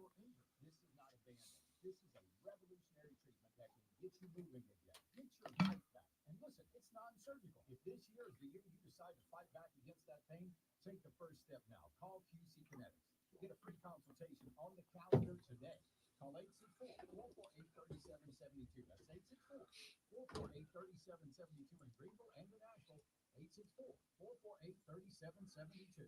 When people have a craving to explore new and traditional Asian cuisines, they head to P.F. Chang's, where scratch-made dishes come from a 2,000-year-old tradition of wok cooking. P.F. Chang's wanted to explore new possibilities for their website. They checked out AmericanEagle.com. AmericanEagle.com re-architected P.F. Chang's website, integrating multiple third-party systems to create a unified digital experience. The results? Improved page speed and performance, personalized content based on users' location, intuitive online ordering, an increase in organic search visibility, and a 40% increase in new users. For scratch-made Asian cuisine, visit your local P.F. Chang's or go to pfchangs.com. The website designed to develop digital marketing and hosting that produce efficiency, revenue, and results. Visit AmericanEagle.com. P.F. Chang's at AmericanEagle.com. Another example of the best businesses in the world. Turning to the best in the business for websites, go to AmericanEagle.com or call 877-WEB-NOW1. That's 877-WEB-NOW1. The NFL playoffs live on Odyssey. Westwood One brings you all the action from Wild Card Weekend, streaming live on the free Odyssey app. The excitement is contagious as teams start their journey towards the big game. Listen to every game live from Westwood One. Get in the game and download the free Odyssey app today. AUDACY. Sponsored by Progressive Insurance. Progressive Commercial Insurance flexes to fit your business's needs. From quick repairs to adjustable coverages and even payment options, Progressive Commercial makes it easy to get what you need. Quote today in as little as 6 minutes at progressivecommercial.com. Take control of your listening experience with Rewind on the Odyssey app. Missed a jaw-dropping moment? No worries. The Odyssey app. Rewind. You can relive big moments from Mark Ryan, Rob Brown, Chin Rome, and more. Don't miss a beat. Just hit Rewind with the Odyssey app on the Fan Upstate. Talk to Robin Lonzo. Call 844-FAN.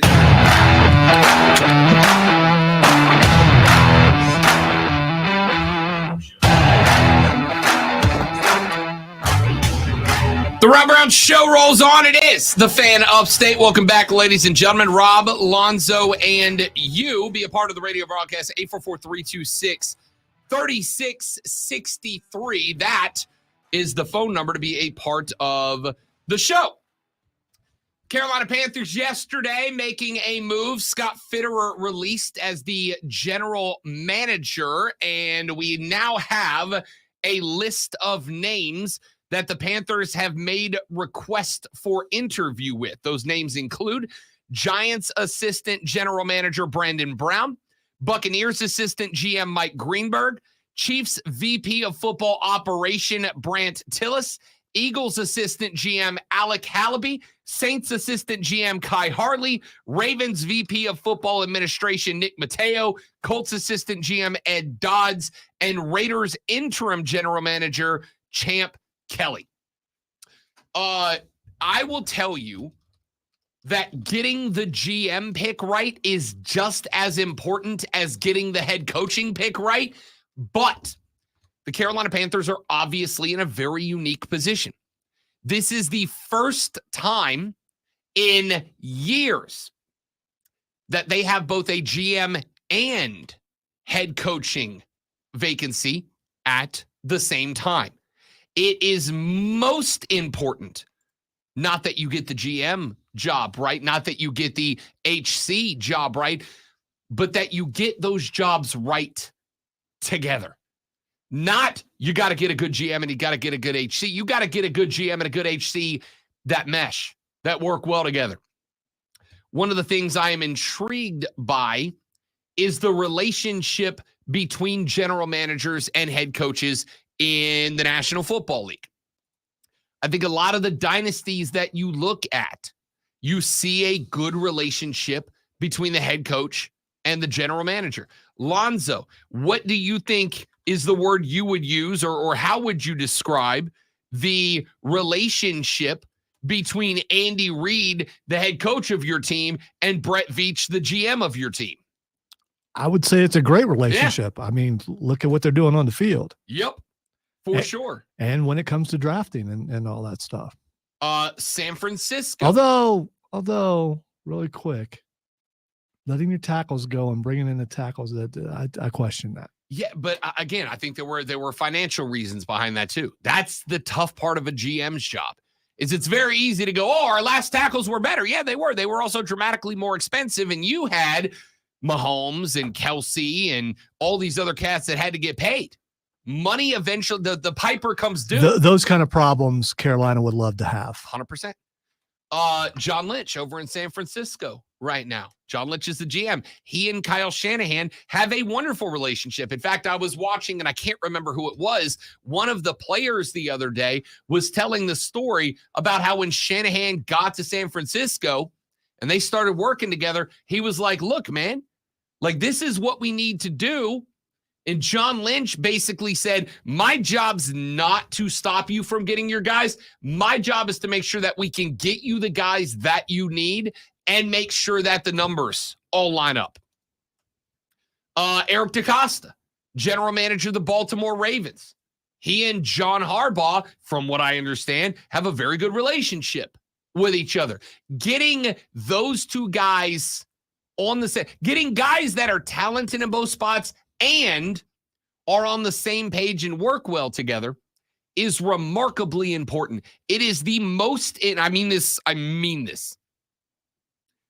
the most important thing that David Tepper will do as the owner and as the owner of the Carolina Panthers, the most important thing that he will do is get these two hires right. Both the right guys in the offices and the right guys to work well with each other moving forward. If he does not get the right HC, the right GM, and a duo that can work hand in hand with each other to build the roster out, you're going to be bad forever. You're just going to be bad forever because every time you get it wrong, it makes it harder to get it right the next time. So here's what we know. We mentioned those GMs that have had interviews requested of them. We also now know the first 9 coaches the Panthers have requested interviews with. Now, keep in mind, the request for an interview does not mean that the interview will happen. These guys can say no.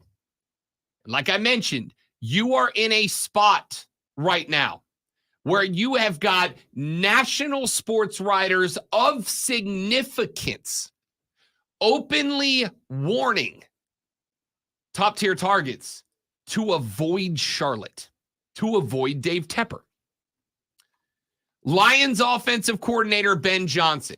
That's the guy Tep wants, according to reports. That's the guy I think Panthers fans have lined up behind. But you have a problem. You know what other NFL franchises are interested in Ben Johnson?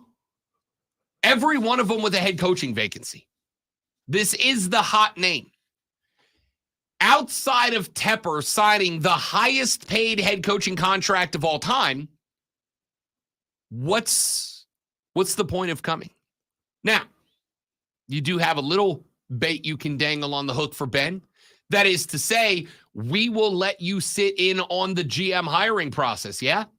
We will let you have a voice about who you want to be the GM. Who do you want to work with? But I don't know. There's going to be a lot of teams that are willing to do that too.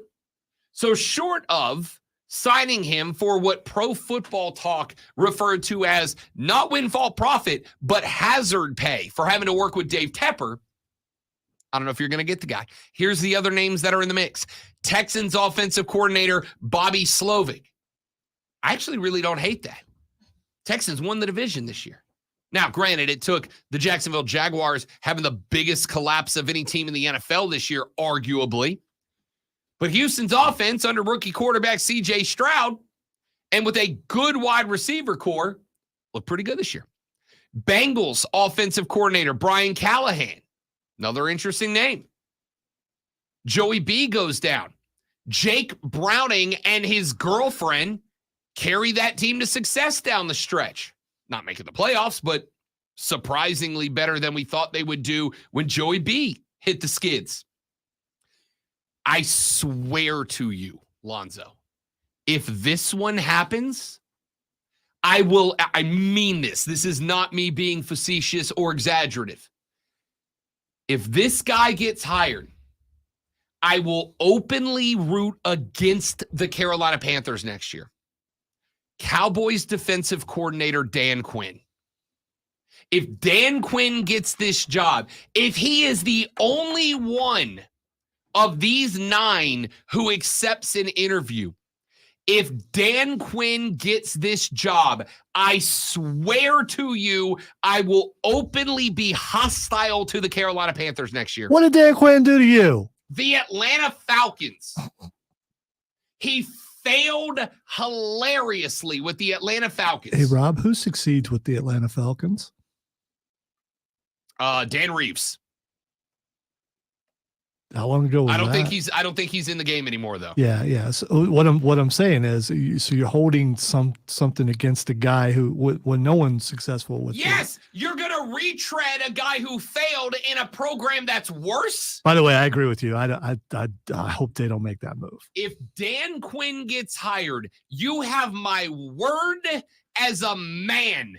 If Dan Quinn gets hired, I will be the most openly hostile anti-Carolina Panther guy on the radio next year. I mean it. I promise you, if Dan Quinn gets hired, I will be called into the boss's office next year and get told, you have to calm down, dude. You got to stop. All right. I'm not trying to cause a fight here or anything. So then you would have to turn against a certain quarterback in order to root against Carolina, because you can't root against Carolina without rooting against Bryce Young. I will begin begging other NFL teams who need a quarterback, get my guy out of Charlotte.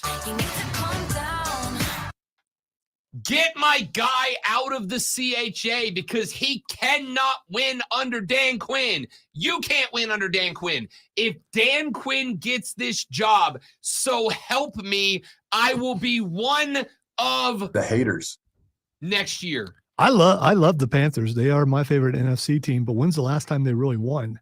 So, I mean, it's been a while. Dan Quinn, not the guy. If you hire Dan Quinn, I will be... They like to drink their haterade and eat their hater tots. That guy all year, openly hostile. Openly, I hope you go 0-17 if you hire Dan Quinn. Maybe this is a diversionary tactic. You throw all these names out, but you're really not after any of them. Listen, Ben Johnson's the guy. Ben Johnson's the guy, and I will bet you Tep is right now shooting texts to his contacts in Ann Arbor going, hey, Jim say anything last night? Did Jim in the locker room last night mention anything? Did he seem a little sentimental when he was taking off his khakis last night? I don't know. I mean, hopefully he doesn't do that where people there could actually see him do that. But anyway, I've been seeing a lot of things saying that Tepper has no interest in Harbaugh, but Harbaugh had interest in the Panthers. I don't think Tepper can not have interest in Jim Harbaugh. I don't think he's in a spot where he can avoid having interest. Wait. Are we talking about the same guy? Yes. Because I think he absolutely can not have interest in somebody. No, I'm saying he can have interest. I'm saying he can't afford not to have interest. He should. He should. He cannot. If Harbaugh is on the table, let me put it this way. If you can afford to throw a $300,000 drink, you can afford to not pay. Correct. I mean, You got to have. I don't mean he can't afford it in terms of financially. I mean, this team is such garbage, and your entire regime has been such garbage that if you can bring in a guy who's been to a Super Bowl and you bring in a guy like Dan Quinn instead, I may go stone cold stunner every person who works in that building, BY included. What if everybody else says no? We've talked a bunch about how people are saying Hire to the stay ball away. boy Okay. before you hire Dan Quinn. All right. Listen, I've already said, I have said multiple times, I will say again and again and again and again and again.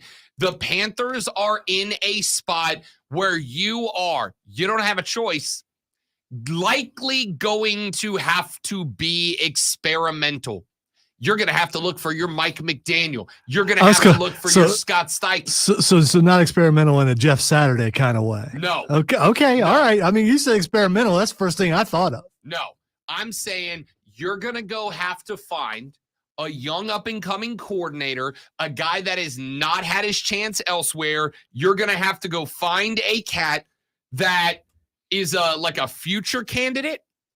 Like it's a guy that they go, okay, 2, 3, 4, 5 more years of this guy getting XP around the NFL and he'll have a shot, and try to find a Mike McDaniel. You know what? Because I haven't heard it yet. Dabo Sweeney to the Carolina Panthers. No, not just no, but hell no. Hell no. By the way, I changed it so now I can just have Shane go, hell no. And it's so much better now, isn't it? Yeah, it shortens it up and it's right to the point. Yeah. All right. Ravens defensive coordinator, Mike Macdonald. Dolphins offensive coordinator, Frank Smith. Now, a lot of people going to be excited about that. Don't be. That's Mike McDaniel's offense. He's calling those shots. Have you seen how they play lately? I don't know. No, listen, I love what the offense did this past week. They just couldn't finish, right? I love the scheme of the Dolphins against the Bills. It worked. They just couldn't finish. Rams defense. Here's one I'm interested in. Rams defensive coordinator, Raheem Morris. Raheem's had some shots, but I think he was in some weird spots. Ravens offensive coordinator, Todd Monken. No, thank you. And Bucks offensive coordinator, Dave Canellis. I like Johnson. I like Slovic. I like Callahan. I would be willing to roll the dice on Frank Smith, and that's probably it off that list for me. Everybody else kind of feels like filler. I don't like any of them. The haters. They like to drink their haterade and eat their hater tots. Coming back, we'll wrap up the second hour of the show. My name is Rob Brown, the great Milonzo on the ones and twos. The Rob Brown Show rolls on. We'll talk more college football national championship. Tiger Woods and Nike parting ways after 27 years. We're going to talk about that in just a little while. Wild Card Weekend, the Vegas opening lines are out. What do they tell us about the first round of the NFL playoffs? We'll get about that and more on the Rob Brown Show in the Fan Upstate.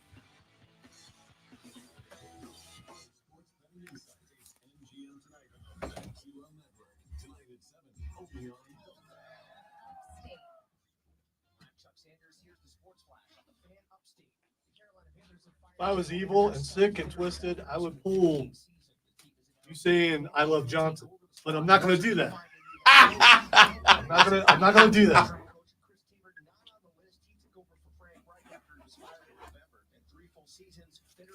That's actually really funny.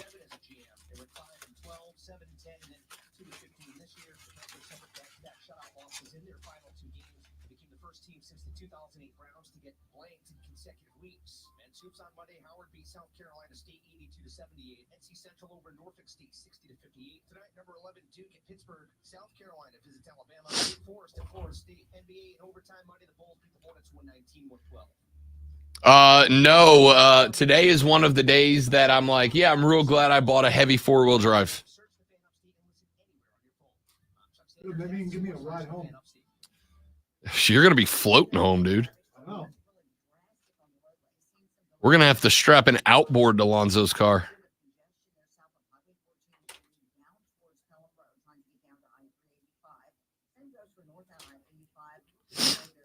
I feel like Traffic Lady can just say, All the roads are underwater. Stay home. Don't go nowhere.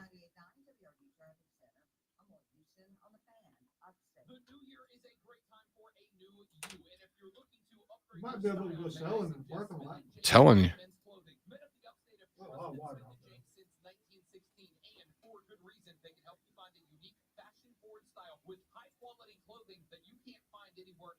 When the new year rolls around, find your all-new look with Smith & James by visiting their website at smithandjames.com or their 2 locations in Greenville and in Greer. Since 1916, it's Smith & James Fine Men's Clothing.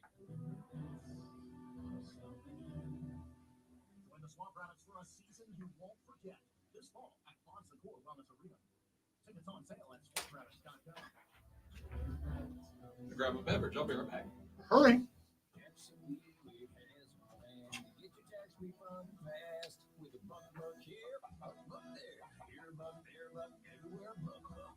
You don't have to wait weeks for your tax refund. Get money sooner with a no-fee refund advance loan at Jackson Hewitt. On this loan, there's a money today guarantee. E-I-E-I-O.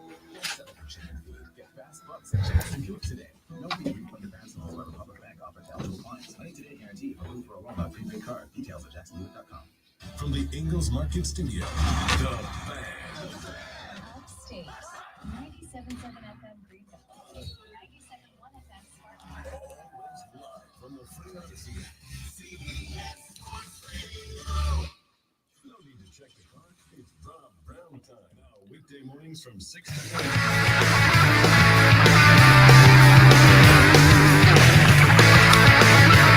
Do want to throw this out there real quick. Lonzo hath been saying to me for a while now that Ryan Day's time as the head coach of the Ohio State Buckeyes should be over because despite multiple consecutive 11-1 seasons, he has lost to the Block M 3 times. And that, as far as he is concerned, is justification to dismiss Ryan Day from Columbus, Ohio. That is a apt description of everything I've said. Thank you. Is that fair?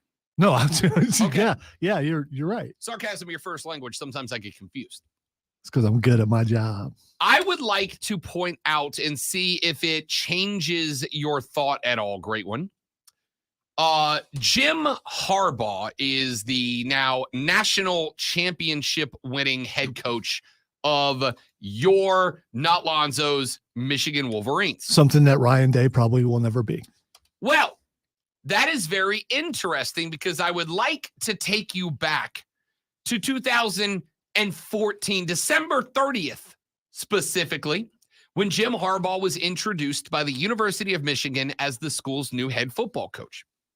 In 2015, the Michigan Wolverines ended the season, his first year, at 10-13 with a loss to Ohio State. In 2016, Michigan lost to Ohio State. In 2017, Michigan lost to Ohio State. In 2018, Michigan lost to Ohio State. In 2019, Michigan, you want to take a stab at this one? I'm trying to figure out. Lost to Ohio State. I'm trying to figure out where you're going to go. I do know that there's a different standard at Ohio State, but you continue. Here's where I'm going to go. Where I'm going to go is that Jim Harbaugh lost to Ohio State not once, not twice, not thrice, not 4 times, 5 consecutive years. The Block M got bounced by the Buckeyes 5 in a row. And there were calls after number 5 to dismiss Jim Harbaugh from the program. Now, in fairness, then Connor Stallions rolled into the office and said, "Hey, boss, I got an idea."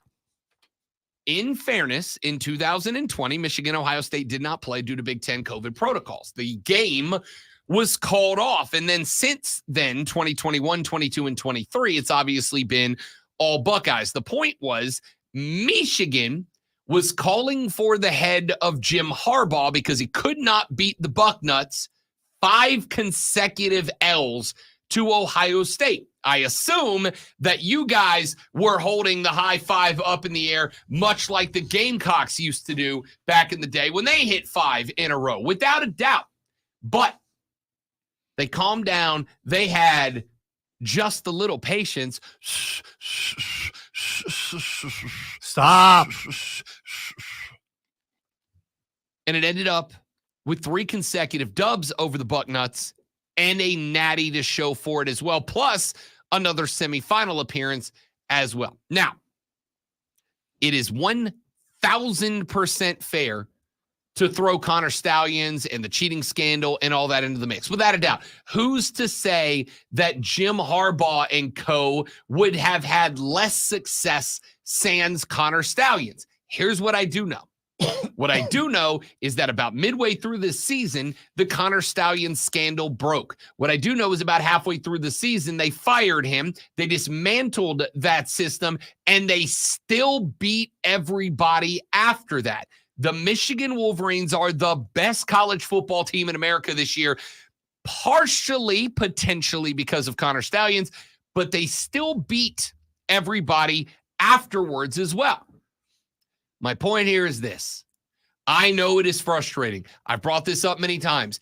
If you are lucky to have a good, long life, every football season is between 2 and 5% of your total ability in life to enjoy football. So every wasted year is a personal insult. Because, again, it's anywhere from 2 to 5%. If you're healthy and lucky, 2 to 5% of the number of football seasons you'll get to watch in your life. But I think that college football fans have lost the ability to be patient. It's win now or bleep you. Jim Harbaugh went 0-5 against the Bucknuts. The Wolverines trusted that. All right, I finally reached a point where that's bothering me. You worked I at wondered it. how long it was going to take. Yeah. I was trying not to play into it, but I can't help it. 0-5 against the Buckeyes. Michigan stuck with their guy. They said he's close. He's close. Got to let him cook. He's close. And it resulted in them going to the semis one year, going to the Natty, and winning it the next. And oh, by the way, if Jim stays in Ann Arbor, Michigan is likely going to be, they're going to be in the 12-team playoff next year. And they're likely going to be one of the favorites to make it to at least a semifinal again. This is why I get flabbergasted with Buckeye fans saying, Ryan Day's got to go. He's lost 3 in a row. Dude, let the guy cook. He's got you real close. Real close. Sometimes you just need that one little thing. Michigan gave Jim Harbaugh time. They ignored The haters. They told them. They like to drink their haterade and eat their hater tots. Ignored them, and it won them a natty. Patience, friends. As arrogant as it sounds, you just don't get it. And if you don't get it, and there are some things you can't explain. You can't explain a feeling, not entirely. It's just something you feel. And no, don't need to have patience. Need to beat Michigan now. They have a natty. They're standing with a trophy right now. They stuck with Harbaugh. They also, I L's. believe they have more national championship trophies than anybody. Yup. In the history of college football. Yup. Good for them finally getting back on top. But still, talking about OSU and Ryan Day, if you can't beat them, then you can't compete for the national championship, and you need to move on.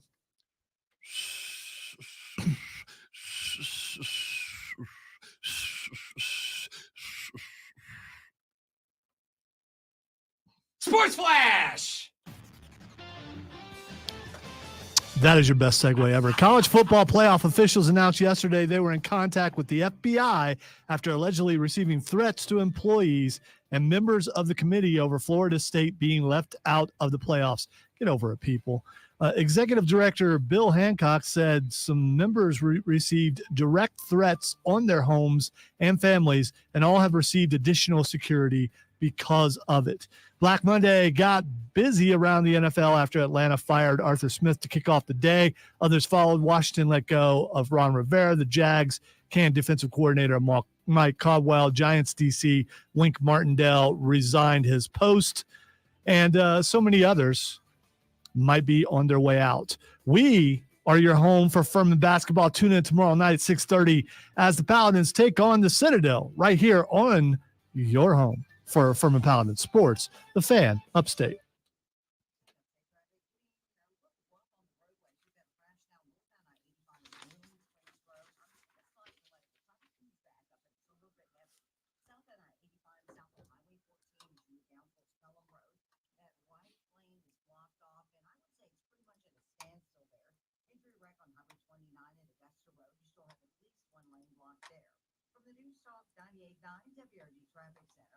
I'm Lauren Houston on the Fan, Upstate.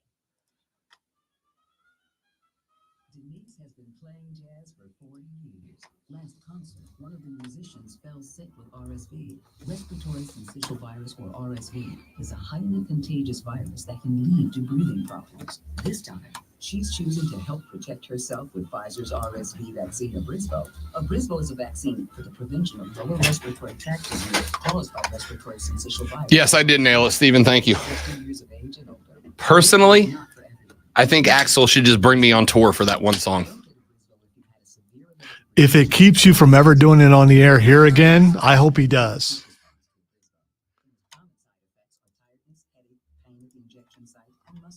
So do all the dogs in the listening area. All right, so I have multiple things I want to talk about, but I'm going to bring this one up right now. I don't know where it happened, but there's a video going around on the internet right now. Apparently, there was a nerd con going on somewhere, and at this nerd con was a professional wrestling show / cosplay contest, right? Well, a group of YouTube pranksters broke in and jumped into the ring to YouTube themselves doing fake wrestling as a prank and interrupting the cosplay, okay? And they were acting like idiots until a guy cosplaying as Stone Cold Steve Austin ran up to the ring, grabbed one of them by the ankle, and did the ring pull out and dropped the dude on his head on the concrete outside of the ring, and then just turned around and walked away doing the Stone Cold walk. Incredible. Was the guy hurt though? No. Okay. But a bunch of other guys cosplaying as wrestlers jumped in. I kind of want to play the video on the stream and let you watch it.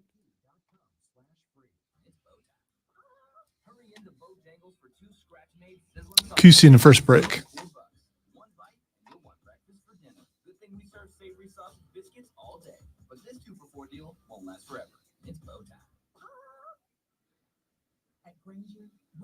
How much time we have? Less than a minute? Yes. We offer industrial grade supplies for every industry. Can't do it. This Is there audio involved? I'll you better mute make the sure you audio. mute it. Yeah. All right. So 45 seconds. that's time. The clowns jump in the ring, right? They're doing a cosplay contest where they're bringing people dressed as pro wrestlers into the ring as the contest. These two idiots start fake wrestling. Nobody knows what's going on. The one guy leaves like a coward. The other guy stays in the ring. And then on the left side of your string slides cosplay Steve Austin, who throws a wrestling forearm and just throws him on the ground.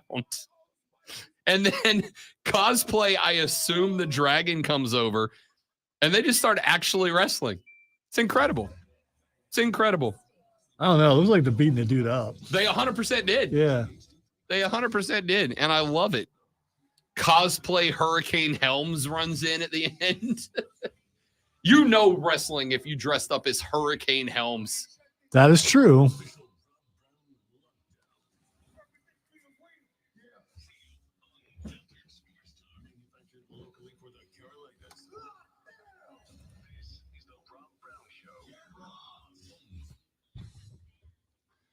Yeah. This third hour. Wow, the third hour? The third hour of the Rob Brown Show goes now, ladies and gentlemen. Welcome back. This is the Fan Upstate. I am Rob Brown, the great Lonzo on the ones and twos. You want to be a part of the radio broadcast? Now is an excellent time to do it. 844-326-3663, 844-FANFONE. You can also shoot us a text at 71307. 71307. Start your text with FAN, F-A-N, FAN, F-A-N, and we will read them on the air. You can tweet X post me at The Rob Brown Show, at The Rob Brown Show. You can tweet X post Zoe at Lonzo on Word. Lonzo on Word if you want to go at us in that direction. Also, we want to invite you to join us on our live stream at facebook.com/thefanupstate, twitter.com/thefanupstate, the Fan Upstate on YouTube, or the Rob Brown Show on Twitch. Search and subscribe to those two outlets. All 4 hours every single day gets live streamed. You can come in and chat with us between breaks, have conversations behind the scenes that won't make it on the air unless they do. Join the live stream, help us grow the show. And if you're watching on the live stream, hey, I'm going to go totally millennial on you. Smash that like and subscribe button and share us around to all your friends so we can get more folks up in here to have a partay. Okay. Let's get to actually timeout. I just learned something that I need all of you to be cursed with as I am. During the break, while Lonzo was once again going 5 out of 5 stars with his sports flash. Those of you on the live stream know this. I step out of the room. I take a quick break. I go walk around, stretch the legs for a minute before I strap in for another 60 minutes of sports talk, entertainment excellence. Because he makes me nervous. I can't read while Rob's in the room. It's just, it's very disturbing. Sometimes I like to just stare at him through the ring light. It's like people watching me eat. I can't handle it. So I went into the Fortress of Nerditude, our office. I go do some, get stretched out just a little bit, relax for just a second before I come back in here and bring the heat for 60 more. Well, while I was in there, I was scrolling the interwebs for a minute, and I learned, great one, that there is a new movie coming out. Now, I'm a movie guy. Zoe's a movie guy. I got to tell you, to like today, I'm not going to be able to because I got too much going on. Today would be a perfect movie day. Perfect day for maybe a little Godzilla -1, right? Great movie day today. I'm a movie guy. I like movies. And I will even go so far as to tell you that I really enjoy, when they're done well, I really enjoy movies that are background stories for things that I like, right? The movie about the creation of the Air Jordan shoes, I thought was really good. I enjoyed it. I'm not a kicks guy. I'm not a sneakerhead, but you cannot not acknowledge that Jordans are a cultural phenomenon. And the story behind how they arrived there and the discussions that went on with Michael and the Jordan family, I was interested, okay? There is another one that is set to drop via Netflix very soon, Zoe, and I'm kind of at the point where I'm like, I think we've done them all. It is called, and by the way, huge fan of the product, just so we're clear, Unfrosted, the Pop-Tart Story. We are getting a movie starring Jerry Seinfeld, Melissa McCarthy, Jim Gaffigan, Amy Schumer, Hugh Grant, James Marsden, Jack McBrayer, Tom Lennon, Bobby Moynihan from SNL, Christian Slater. This is a cast of A-listers. Or a bunch of people who haven't done anything in a long time.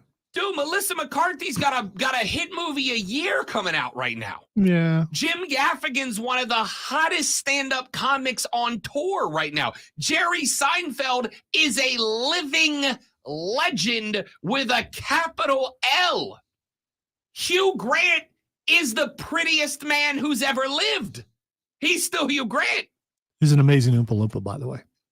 Haven't seen it yet. Can't bring myself. It's been number one for like a month now. I guess I'm just gonna have to. You won't. You won't. You should. I'll wait till it comes out. I'll wait till it streams. You'd enjoy it. As you talk about a day to go enjoy the Wonka movie, this would be the I day. gotta get Godzilla in first. I'm a big Godzilla guy. Is it still on screens? I don't know. I think it is. Blah blah blah. Put that. No. Listen. Distractions. We need to make sure those of you that are out there putting together movies, please never stop. I love movies. Movies are one of my favorite things. Movies, great stories. And I'm not even talking like great stories or just giant monsters beating each other up in the middle of Tokyo. I don't care if it's a popcorn flick. I don't care if it's a comedy. I love a good rom-com. Come at me, bro. Movies are amazing. I love movies. They're great.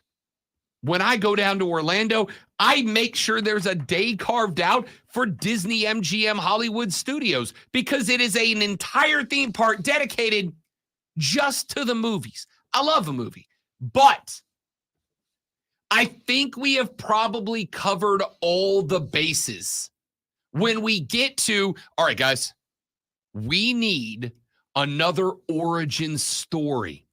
We need to pick a beloved American product and tell a half-fabricated story about how it came to be. We need people to have the opportunity to latch on to the creation story of something they love. I got it, boss. What do you got, Tim? What if it was, hear me out on this, Pop-Tarts? Now, don't get me wrong. Pop-Tarts right now in the midst. Right. Do you get how duped you've been?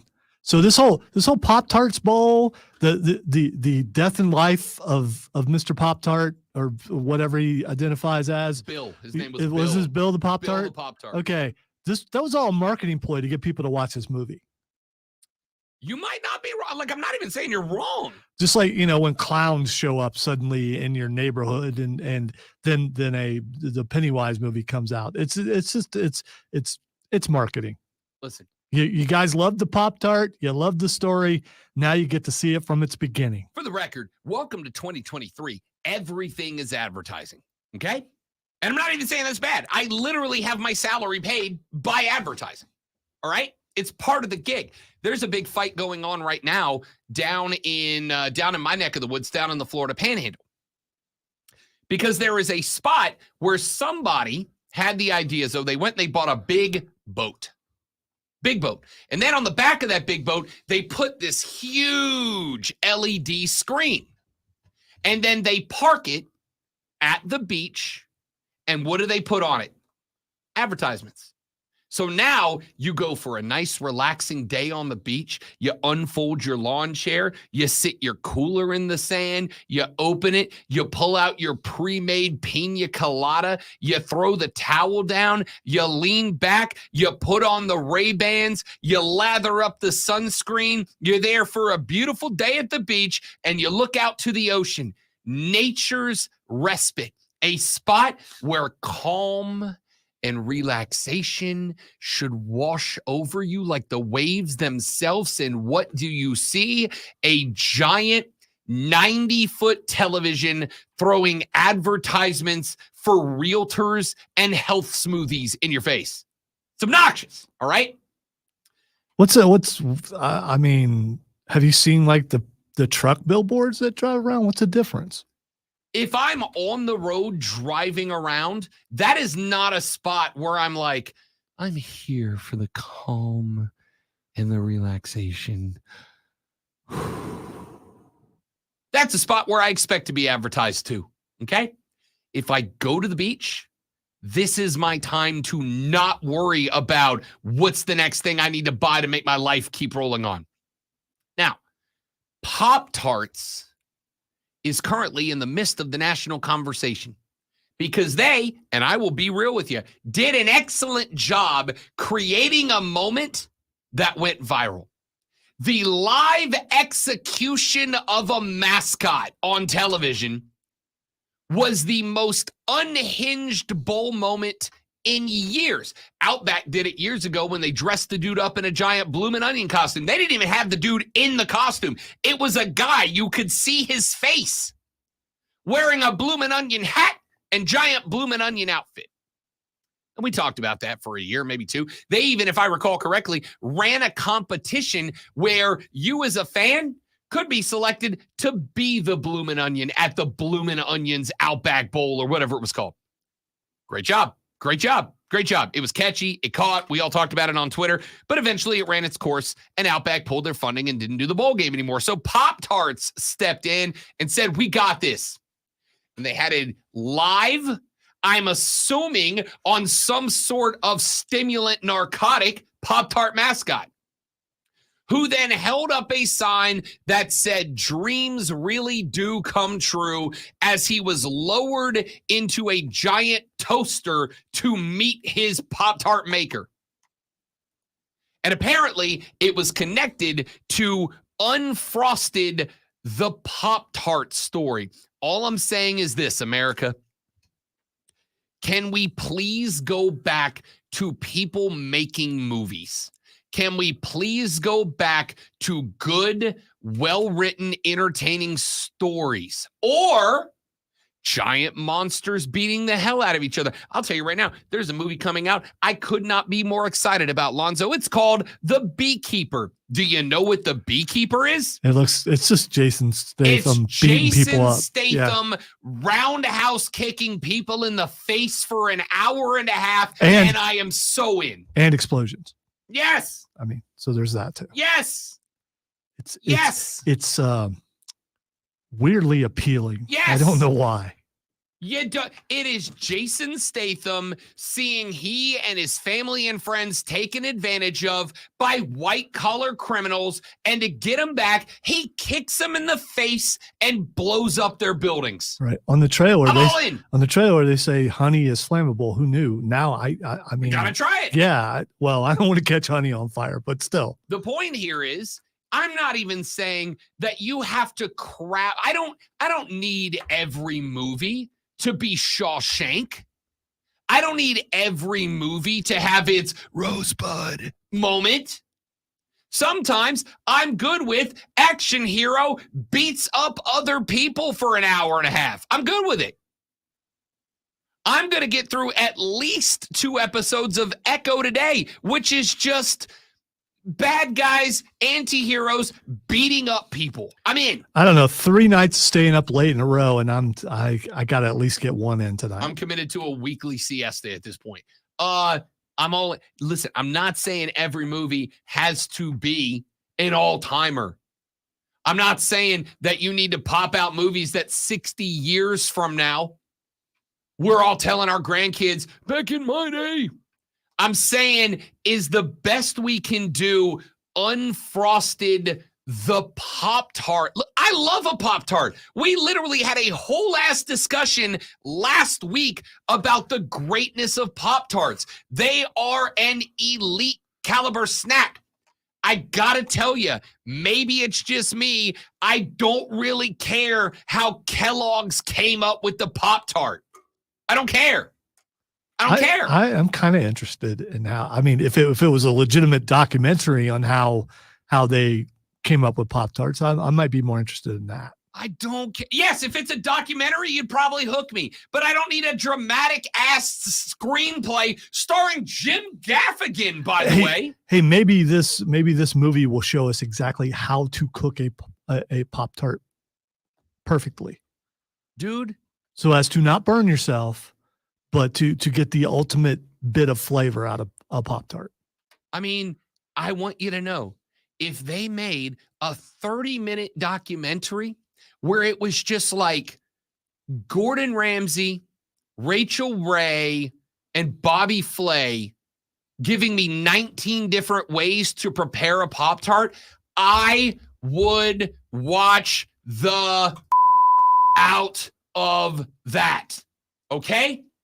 I would watch the hell out of that.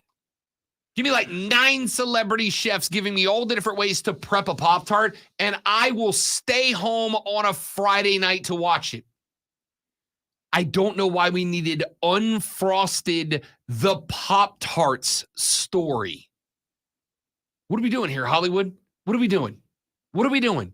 There's so many legendary stories out there that have yet to be told, and you're giving me the Pop-Tart story. Well, you know, Rob, it's because of superhero burnout. That's what it is. And your answer is Pop-Tarts? The Pop-Tart origin story. Hey, listen, it's going to be nominated for an Oscar. I mean, listen to the names that are in that. They put certain names in to get nominated. 5 people will watch it. It's going to win an Oscar. Ugh.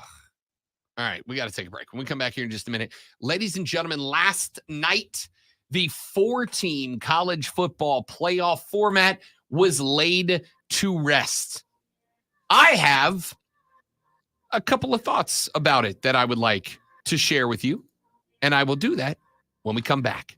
My name is Rob Brown, the great Malonzo on the ones and twos. We're talking college football when we come back on the Rob Brown Show in the Fan Upstate. QC. All right, guys, quick live read, and we're coming right back. Don't go anywhere.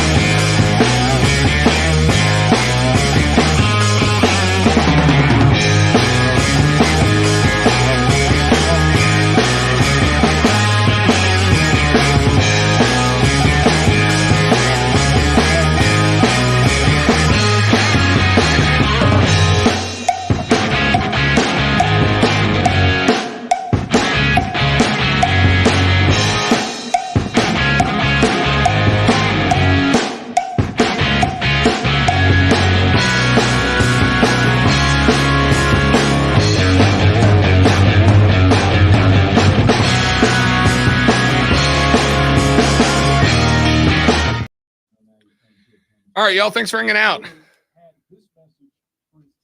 P-Digits, welcome back. Good to have you. James, Kev, welcome in, fellas.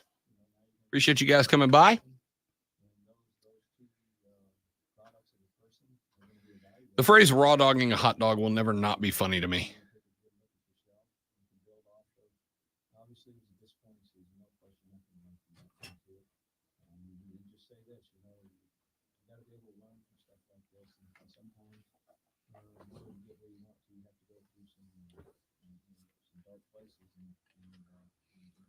Carolina finishes the season 2-15.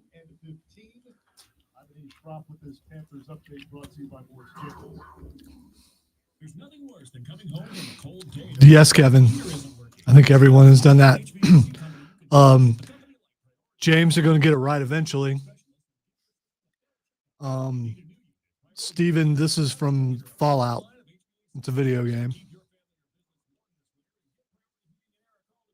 My wife got it for me for Christmas without me asking for it, so I'm cool.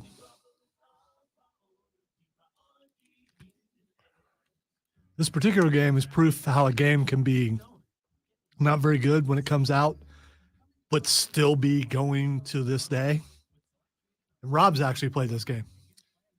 Yeah, I got to tell you, the only thing that's kept me, I think, from really enjoying it is the crafting elements to it, because I feel like you can't succeed in that game without. And they've changed it to where you don't have to do multiplayer. You can now pretty much do the whole thing on your own. Multiplayer is a lot more fun.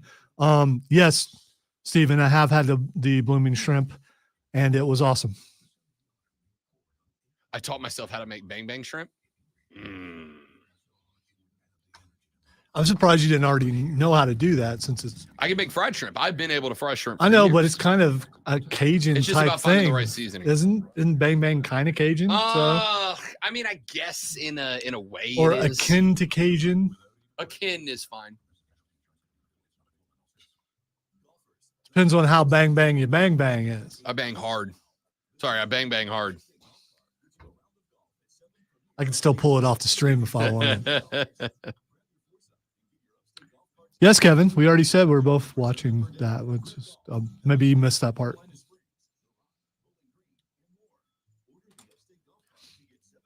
Agreed, Stephen, but prices are pretty expensive nowadays. So.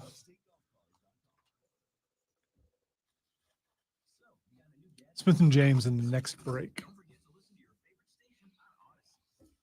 Hear me? Hear me? Yeah, Smith and James in the first break. Next break. Next break. Yeah. At least you heard part of it.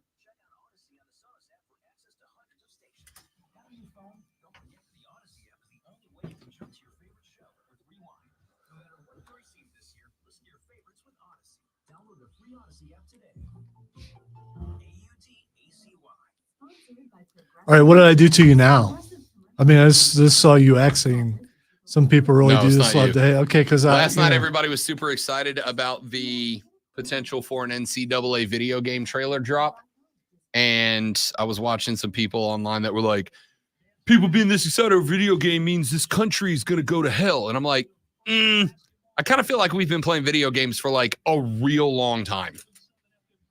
Like as a country. Shouldn't have mentioned it. That lost me another X. But I'll find a replacement.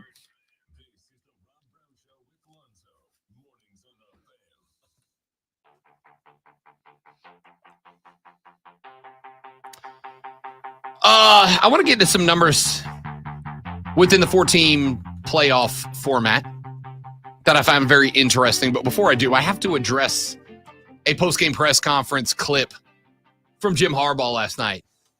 I did not give myself time to pull the clip, but I do have the quote, and I want to read it. It's very short, but I did want to address it real quick. When Jim Harbaugh last night was asked about the off-the-field issues surrounding Michigan, Lonzo, would you agree that there were off-the-field issues surrounding the Michigan Wolverines this year? There might have been a couple, yes. Yeah, there definitely were. Well, asked about those last night, Jim Harbaugh said, and I quote, off the field issues, ? We are innocent. We stood strong and tall because we knew we're innocent, end quote. Now, that's real interesting for a team that dropped their lawsuit against the Big Ten once the Big Ten showed them the evidence that they had and fired their linebackers coach in December and fired the analyst that ran the scheme and ... I find it real interesting that the team that got caught cheating, it's not alleged, they did it. That's a thing that happened, okay? When they sued the Big Ten for taking Jim Harbaugh away from them, and they said, show us the evidence, Big Ten, and Tony Patiri said, hey, I got this bag. You might want to look at what's in it. And they did that. And then they immediately dropped their lawsuit and said, yeah, no, 3 games sounds good. 3 games, we accept it. We're good with a 3-game suspension for our head coach in a year where we are currently undefeated, making our way to a Big Ten title and hopefully a berth in the college football playoff semifinals.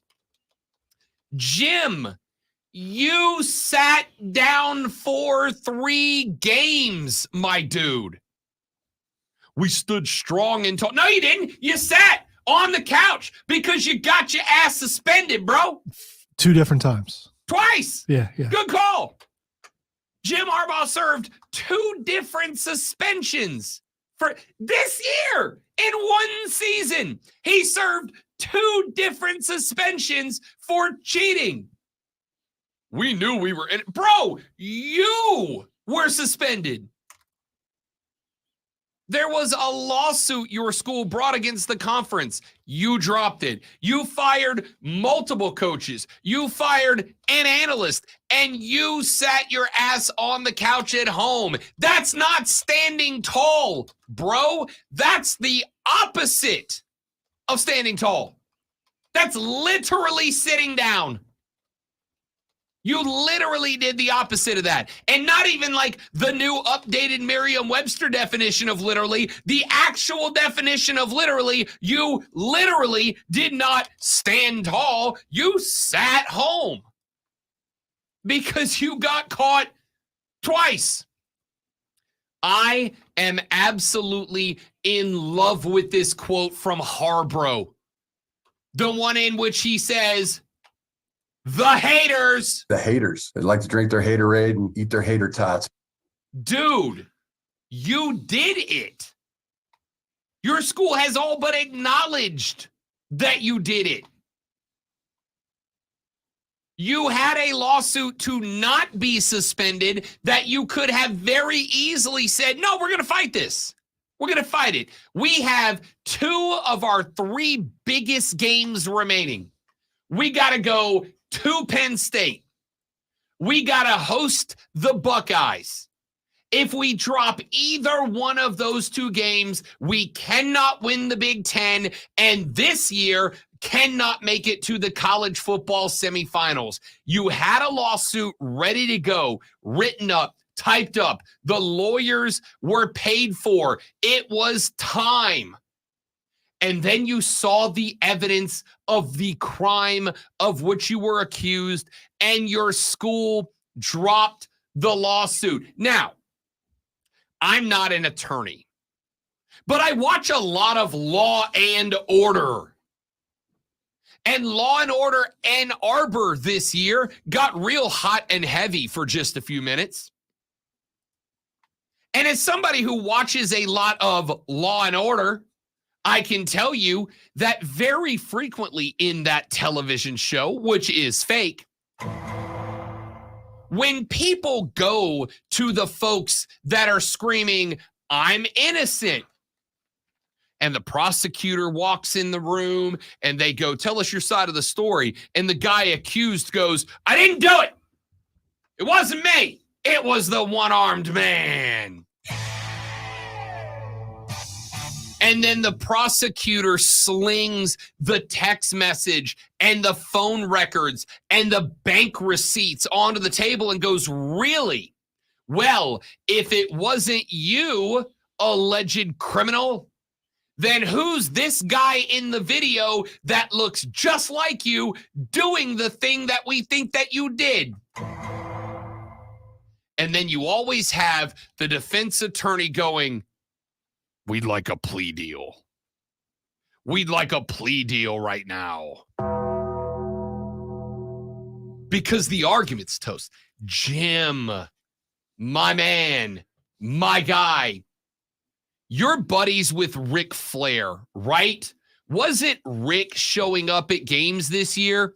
My man, you've got to acknowledge that you are the heel. You've got to acknowledge that you're the bad guy. Do you know who the greatest bad guys in wrestling are? The ones we love to hate because they lean into it. They embrace it. They call themselves the bad guy. Reza Ramon referred to himself as the bad guy. That's his nickname. I am the bad guy. Machismo. The bad guy.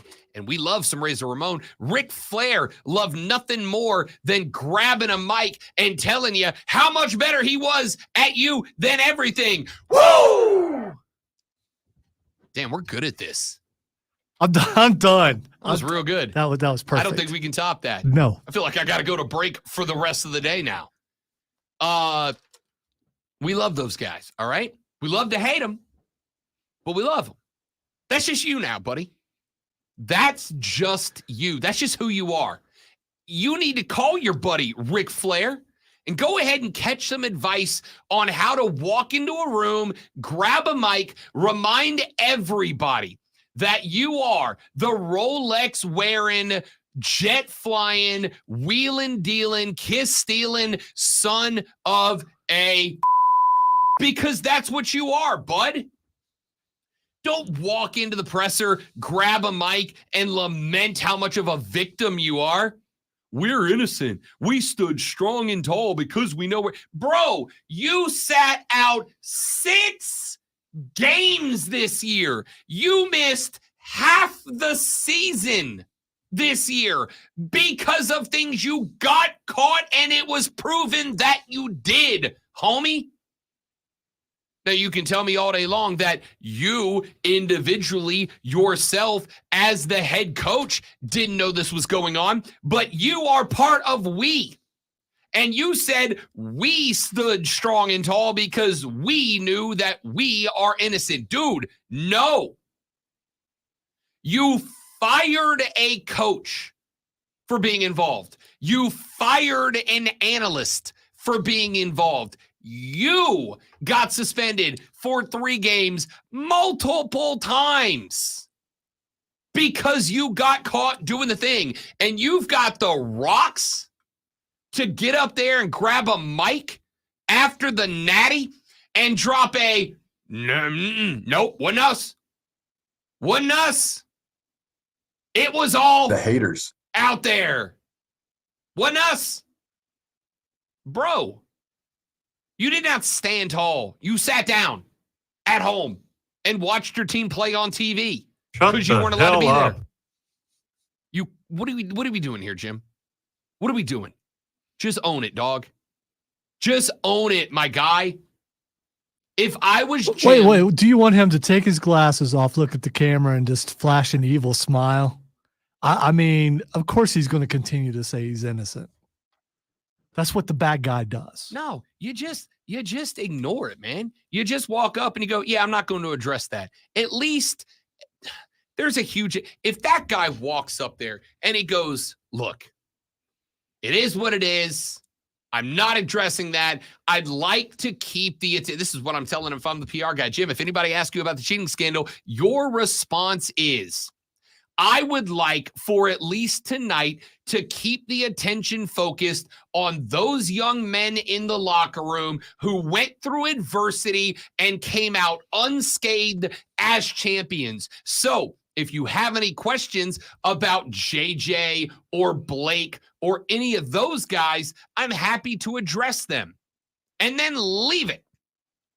And when the next reporter goes, right, but Jim, come on, dude, you cheated. You acknowledge it, right?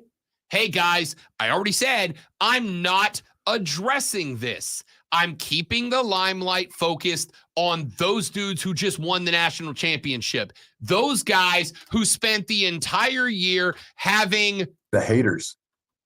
out there They like to drink their haterade and eat their hater tots. coming after him over and over, who just became the 6th team in the playoff era to go 15-0, who just set the record for most wins in a Big Ten season and took that away from the Buckeyes.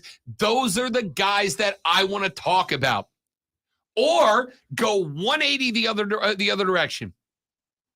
Grab the mic and tell everybody that you're a Rolex wearing, diamond ring wearing, kiss stealing, wheeling dealing, limousine riding, jet flying son of a gun. Woo! And own it, Jimbo. Own it. Because this kind of crap is the kind of stuff that makes every one of us The haters.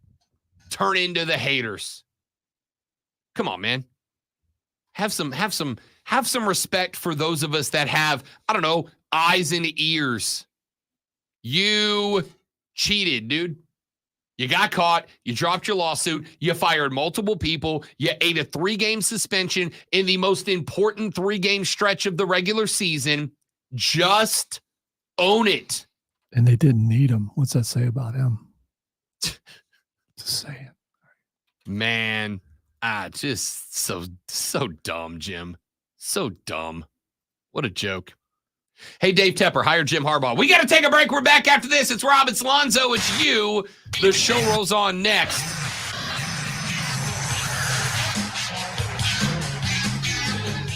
On the Rob Brown Show in the Fan Upstate, y'all. Smith and James. All right, guys, one more live reading. We're coming back. Don't go anywhere.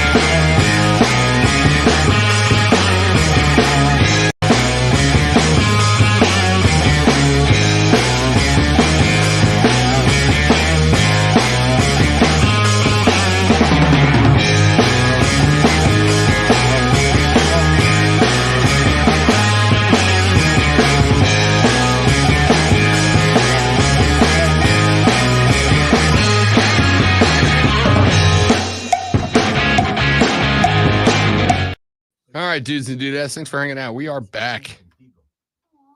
Haterade and hater tots. See, I eat tater tots quite a bit. I love the tater tots. Now I'm gonna look at them as hater tots all the time now. Smothered covered hater tots are a top-notch food. Knowing they're hater tots, does it make them taste better or worse?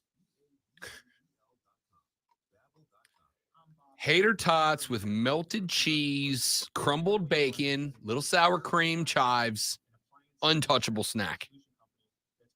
Chives really add anything though? I mean, little aroma. Okay, and visually it looks okay. I just, HVAC,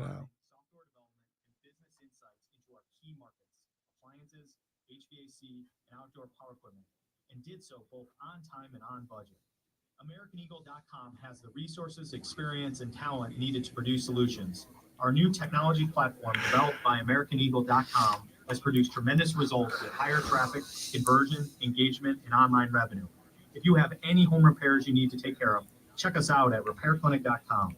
If you need a world yes, he did say bacon. project, then I would highly recommend AmericanEagle.com. Call AmericanEagle.com at 773-NETWORK. That's AmericanEagle.com, 773-NETWORK.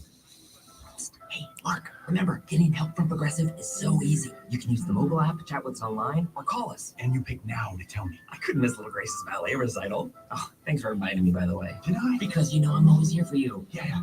I can use the mobile app if I need help. Sorry, you're in my wife's seat, though.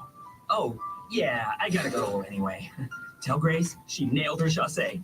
Get the help you need from Progressive with our mobile app, online chat, or over the phone. Progressive Casualty Insurance Company affiliates and other insurers. Not available in all states. Wendy's new breakfast 2 for $3 Picky Bundles let you create your own delicious combo. Choose from a sausage biscuit, egg and cheese biscuit, small seasoned potatoes, and a medium hot coffee. But it's obvious which combo's the best. Sausage biscuit and small seasoned potatoes. Well, maybe it's the fresh cracked egg and cheese biscuit with a medium hot coffee. Or 2 savory sausage biscuits. Did someone say bacon? Choose wisely. Choose Wendy's new 2 for $3. I say bacon once a day, minimum. He obviously just wasn't listening to me. I mean, because we were both right here and we were talking about bacon, and it just, it hurts, man. I'm invisible.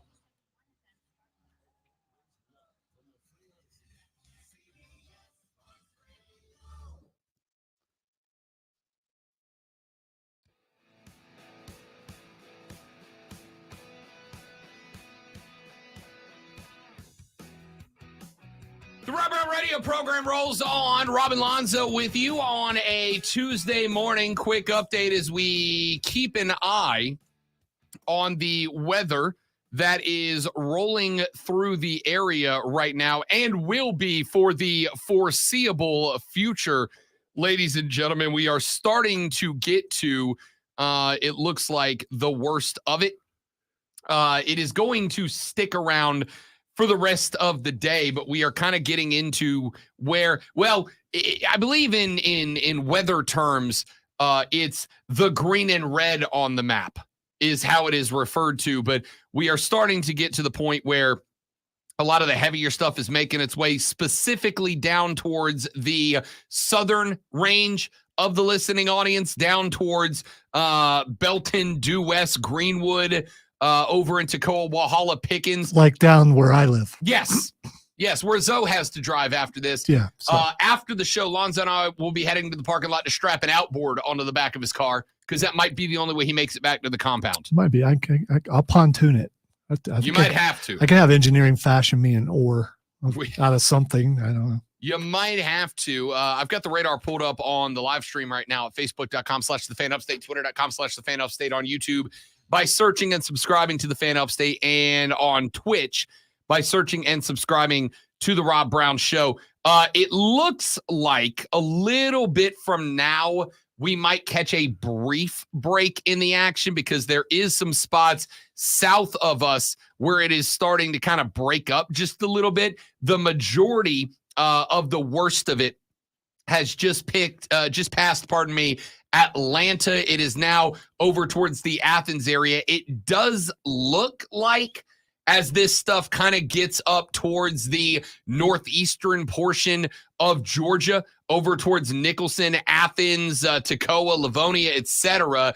It's breaking up in spots, or at least the worst of it is. But remember, this front does stretch all the way down into the Gulf of Mexico. There is a heavy band right in the middle of this storm that is currently over Columbus, Georgia, making its way over Thomaston, Georgia, up towards Monticello. And if that portion of the worst part of it does stay intact, it does look like it's on a trajectory to get here. Do stay tuned to your actual weather people. Stay tuned to your professional weather people, the people that do this for a living. I am just giving you what I am looking at on the radar right now. There is a pretty hefty red band over Covington, Georgia right now. That is obviously a hefty ways to the southwest of us. But that red band is moving this way. Again, it is kind of dying off. At least the real strong stuff in the middle of it is starting to die off a little bit. And hopefully most of that will stay that way as it gets up in this direction. But it is going to be gross. It is going to be wet. It is going to be rainy for at least a good chunk of the day today. So if you don't have to go out and about today, today's a real good day to sit on the couch and watch movies that are better than the Pop-Tart story. Or, for the next hour and 10 minutes, watch us live on stream, Facebook, YouTube, Twitch, and X. For sure. For sure. We are doing our best to keep you entertained on this gross, nasty, ugly, disgusting Upstate Tuesday, ladies and gentlemen. So anyway, as a heads up, as we keep an eye on this weather pattern that is moving across the southeastern United States. Again, the majority of the worst of it does look like it will pass to our west, moving northeast as it does. But we are right now in a pretty solid chunk of green and yellow on the map. So it's going to stay wet for a while across the upstate of South Carolina. We've had a couple of bubbles that have popped up, breaks in the weather here and there throughout the morning where it has slowed down just a little bit. In fact, I think right now we are actually kind of in one, but they are just that. They are bubbles. They are little spots where the rain is breaking up before it kind of regathers with more following up behind it. So we'll keep an eye on this for you for the remainder of our show till 10 a.m. As we get towards the afternoon with Offsides with Mark Ryan and Diesel at 3. I'm sure they'll be keeping you up to date depending on what it looks like when we get till later in the afternoon. As James said, I'd play through. I don't think the heavy stuff is coming for a while. Good reference, James. I get it. I appreciate it. And I like it. But again, a lot of nasty stuff. We do have flash flood and flood advisories going on around the upstate. So if you live in an area that is prone to flooding, please be cautious. Please be careful. If you can't see the bottom of the water, don't drive through it. Okay? I don't care how big and bad your truck is. If you don't know that you're staying on four wheels, don't drive through it. If you are getting up specifically and especially on the interstate in this stuff, drive with your lights on, but not your flashers. Okay? I don't know why it is that in 2024, we've still got to be telling people, don't turn your flashers on during a rainstorm, but don't turn your flashers on during a rainstorm. You have tail lights for that exact reason. All right?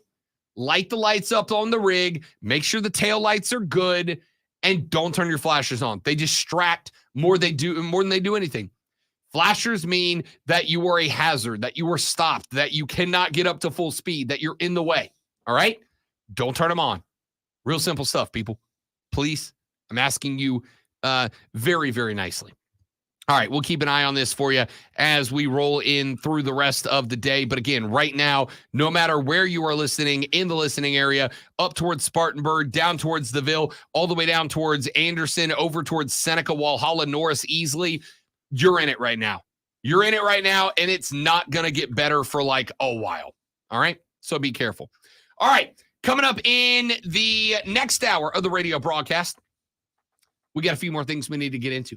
Vegas lines have dropped for the NFL Wild Card Weekend. We'll take a look, and Lonzo and I will give you the teams that are playing this weekend that we think are the biggest threats to the teams that are not playing this weekend, especially based on what the Vegas lines look like right now. We will tell you about those when we come back in the next hour. Plus, we have got the first round of college football power polls for the 2024-25 season that have dropped. Some optimism, perhaps, question mark for the Gamecocks. Where did the Clemson Tigers fall? And are you good with not being, going into the year, listed amongst the elite? I'll give you all that and more when we get to the final hour of the Rob Brown Show. But before we get there, ladies and gentlemen, it may be a dark, dreary, nasty day outside, but we are about to make sure that you feel all nice and warm and relaxed with the soothing stylings of Lonzo's Sports Flash. I am your sunshine, baby, all day long and all night long. With the college football season over, Vegas has released their odds for next season's championship. Georgia sits on top at 17-4, followed by Alabama at 6-1, Ohio State at 8-1, Michigan and Texas both at 9-1, Oregon at 12-1, Ole Miss at 14-1, LSU at 15-1, and FSU at 20-1. Clemson sits behind Texas A&M, Penn State, and Notre Dame at 35-1. The college football playoff will likely stay on ESPN for the foreseeable future. The two are engaged in negotiations that would see the network maintain sole rights to the event for 8 years with an estimated value of roughly $1.3 billion. We are your home for Furman basketball. Tune in tomorrow night at 6:30 as the Paladins take on the Citadel right here on the place to hear Furman Sports, the Fan Upstate.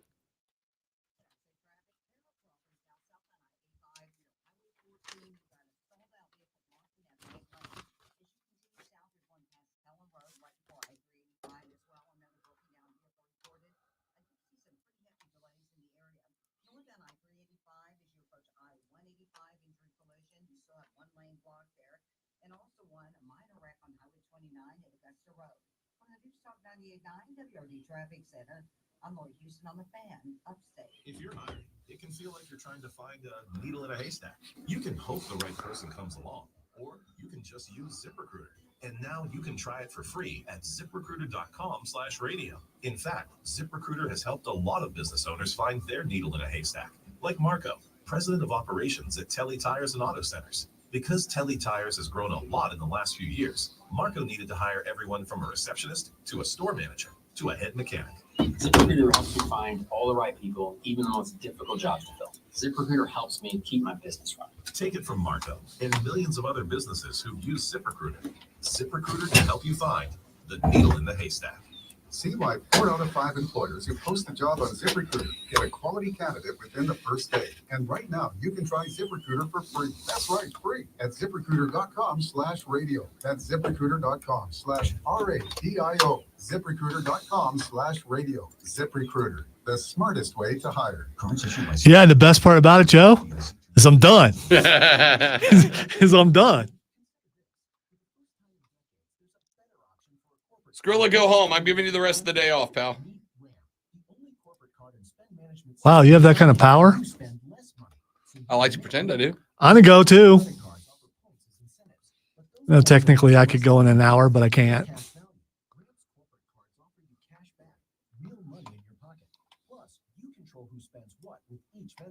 And Ramp software collects and verifies receipts automatically, which means you'll stop wasteful spending and close your books in hours instead of days. Businesses that use Ramp add up to 5% to their bottom line the first year. If you're a decision maker, adding Ramp could be one of the best decisions you've ever made. And now get $250 when you join Ramp. Just go to ramp.com/free. Ramp.com/free. Rob will sign your doctor's excuse. I don't know what good that'll do, but he'll sign it.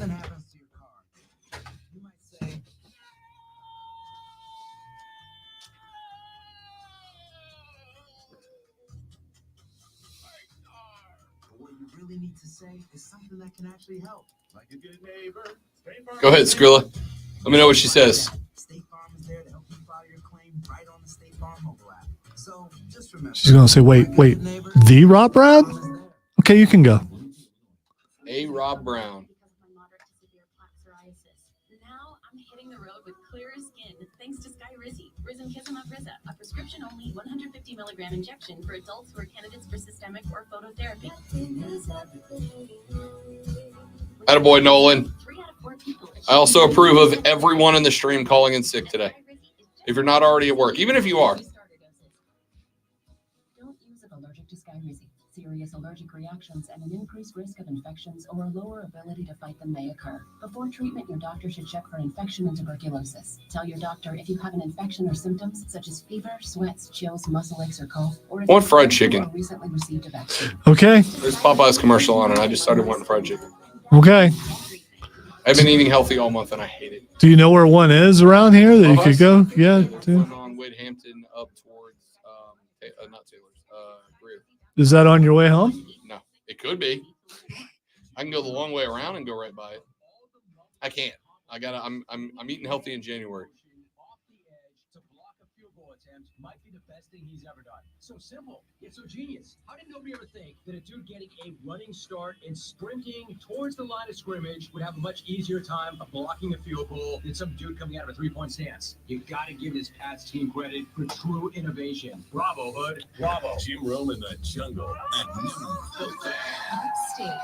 CBS Sports Radio. Your morning jolt of sports. Some people want to fight over chicken. It's chicken, man. I think if you want a certain kind of chicken, you go to a certain place. Bojangles is not better than Popeyes, my dude. Sorry. It's just not. It is objectively not. Tendies. You say tendies, all I think is Big Red saying, say that again, but with these chicken nuggies.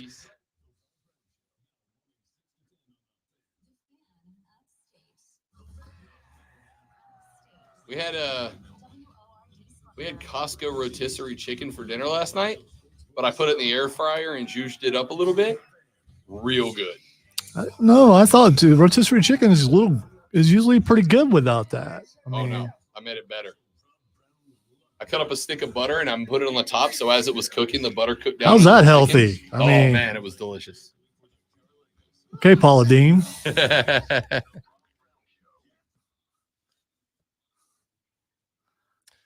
I will not be shamed for utilizing excessive amounts of butter in my cooking. Yeah, I'm trying to lose weight. Hey, you know what that needs? Butter. Butter. Ladies and gentlemen, and of course, all of the haters. Welcome back.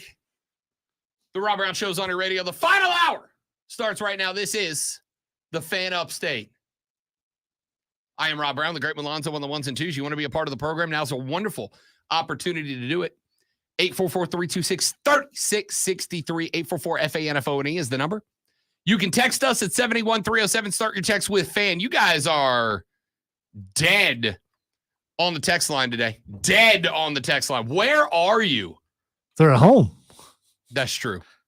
That's fair. Because, you know, if there was the hint that it's cold, it's raining, that could be something else. Sorry, boss. Oof. I mean, the roads were a little bit emptier this morning on my way in. They don't look too full right now. Just looking at Garlington. I mean, there's dead outside. Yeah. So here's some texts that we've gotten so far. Let's clean them up a little bit. Texter said, hot take. It's getting hot in here. So hot. The Panthers head coaching job is the best job out there. Hear me out. Best case scenario, you turn the team around and are super successful. Worst case, you don't, and everybody blames it on Dave Tepper. So it's a couple of really good points. That's actually not a terrible point. Yeah. Like, that's actually not an awful point. If you go to Charlotte and you fail, the majority of us are willing to go, Tepper, pepperoni with cheese. What are we doing here? Why did I just turn into, what's his name? That dude from Saturday Night Live. Pepperoni. Yeah. The Tepmeister. We got an arrow through his foot in grown-ups. Arrow through the foot. Anyway, point is, that's actually not an all his daughters were hot except for one. Here's the problem you're going to bump into. The problem is I don't know that there's even a 5% chance Rob to be Snyder. successful. That was it. Rob Did Snyder? it? Yeah, I did it without looking it up. I had to Okay. think about it. You're right. It was. The problem is, I don't know if there's a 5% chance for you to be successful, because unless pepperoni with cheese is willing to change, you're kind of locked into the way it is, the way it was, and the way it always will be. Rashad, I hope you're listening, man. You've been killing it with the t-shirts, pepperoni and cheese. You gotta do all right. that. So I was listening to Rashad went live yesterday. Rashad went live yesterday after the announcement that Fitty was out as the GM. And he has been selling the step back shirts where it's S's in silver and then Tep in blue. So it really says step back. And he said that Sunday at the game, the step back t-shirt got up onto the Jumbotron a couple of times, right? To the point that he got told by somebody that works with the game day crew in Charlotte that they were sending messages on the headset to all the camera ops guys going, if you see a step back shirt, move the camera, point it somewhere else, which is hilarious. Now, Wonder who the directive actually came from. Tep.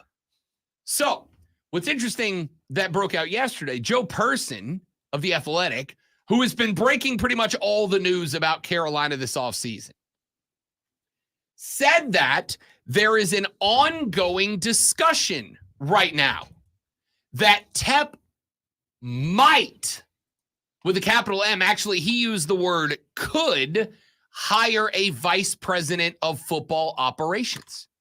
Now, the hierarchy goes owner right now, owner, GM, head coach, effectively. Welcome your new head of football operations, Nicole. Dude, I would lose my mind. I will lose my mind. If he does this, then the new order of operations would go owner, VP of football operations, GM, head coach. That they would ultimately serve as a buffer between Tepper and the GM. But that doesn't matter if instead of going to the GM and going, this is what I want done specifically, he goes to the VP of football operations and says, this is what I want done specifically, unless they hire a dude who's willing to go, no, David, step back, Dave. Why don't you head back up to the ivory tower, go pour yourself a whiskey that you don't throw in somebody's face, and let me cook. I got this, man. Let me do my job, bud. And at the end of the day, it doesn't matter who David Tepper hires if he doesn't get the hell out of the way. That's it. End of discussion. Everything else is irrelevant. GM office, irrelevant. HC, irrelevant. None of it matters if he doesn't learn his lesson. I feel like we are beating a dead horse here. And that makes sense because it is kind of the biggest offseason maybe ever for Carolina. And I mean that. I mean bigger than their expansion season. Because, as I've said, with this owner in charge, if Tepper doesn't change his ways, and you get this GM and this HC wrong, or you get it right, but Tep's got his hands on everything and he doesn't let those guys do their jobs and they fail, you will have a real tough time finding anybody of positive repute to step in the future. Tepper said, Texter said, second hot take. It's getting hot in here. Tepper will give you millions guaranteed and might fire you after 6 months. I mean, yeah. I'll tell you this. If you're just looking for one job, one round of guaranteed paychecks to retire off of, it's a great job. By the way, Tepper, I'm available. I'll do it. And for $10 million a year, I'll do whatever the hell you have to say. Whatever you want for $10 million a year. KC Chiefs Chad texts the show. He said, on the way to work, good morning and LFG, hashtag Chiefs Kingdom. The Chiefs fans out today. I got to tell you, we're going to talk Vegas lines here in just a minute, Zoe. I like the Chiefs at home this weekend. I do. I would feel so do better I in the cold. In the cold. You get the Florida boys up out of Miami, out of South Beach. It's going to be like 3 degrees in Kansas City. Because Dolphins get lethargic in cold weather.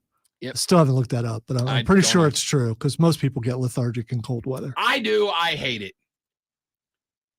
And, oh, by the way, and this is why I'm leaning Kansas City. This is a reason, maybe not the, but this is a reason I am leaning Kansas City. Tyreek's banged up, dudes. Tyreek's banged up. He's not a hundy.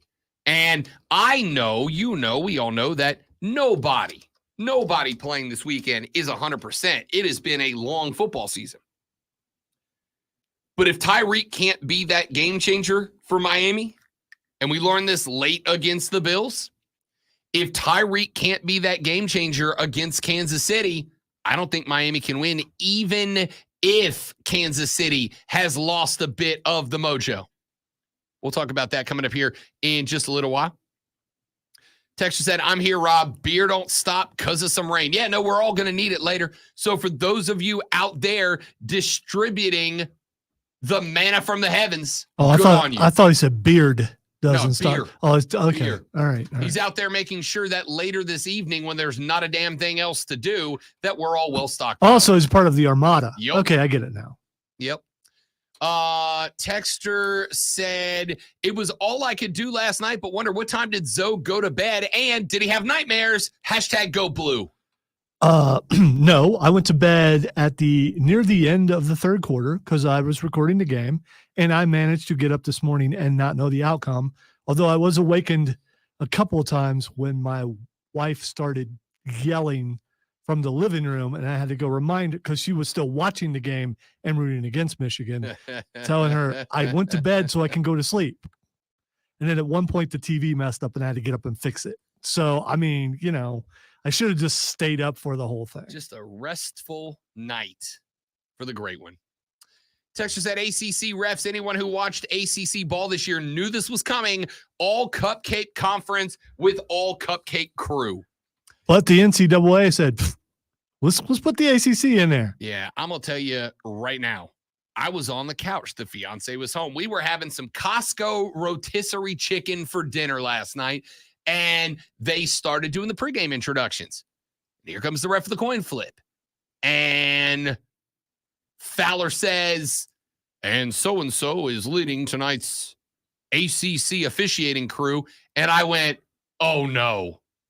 And she went, what? Yeah, I thought the same thing. Yep. I out loud said, oh, no. And she said, what? And I said, it's an ACC crew. And she said, so? And I said, this is about to be an absolutely horrifically officiated national championship game. And guess what? I was right, dudes. It was pathetic. Now, I want to be clear. I very much think that if this game was not horrifically officiated as it was, I still think Michigan wins. They were just a better football team last night. I still think Michigan wins, but that was a horrific showing for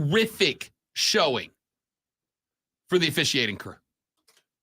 If you were following me on Twitter, you saw me. I was throwing up screen caps one after the next of missed holding call after missed holding call after missed holding call after missed holding call after missed holding call against Michigan.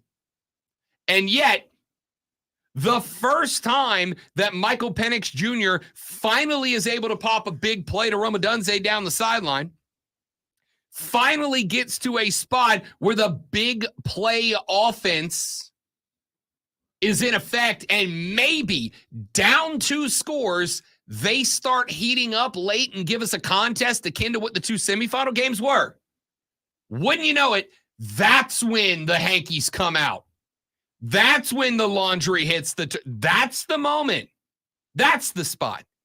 You didn't do it on the play 10 plays before when Rome was running down the sideline, when Penix dropped a dime down the sideline that Rome had a play on, and there was such an egregious holding of the jersey that even Herbie had to acknowledge it.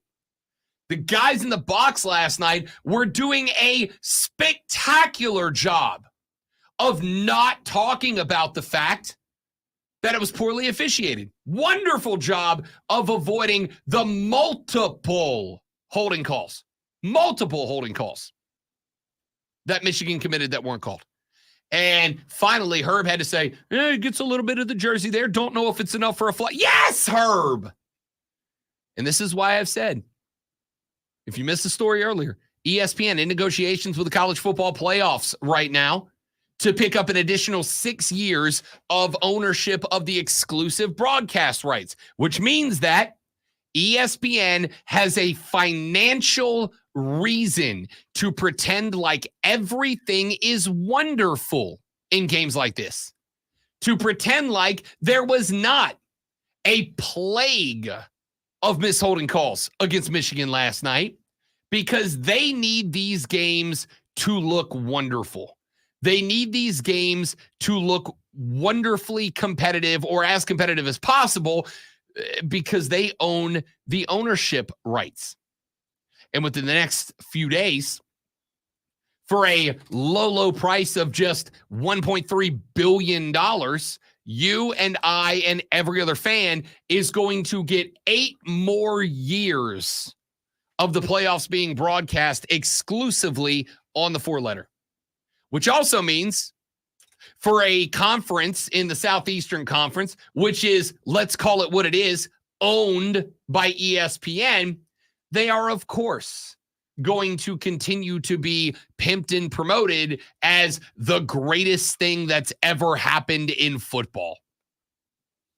So enjoy. Enjoy, everybody. Enjoy. All right, we got to take a break. When we come back here in just a minute, we have got NFL football wild card round just around the corner, and the Vegas lines are out. So let's take a look at said Vegas lines, and let's see if there's any that we like, any that we hate, any that tell us anything about these games. And we'll do it when we come back. I'm Rob. He's Lonzo. The Rob Brown Show rolls on. It is the Fan Upstate.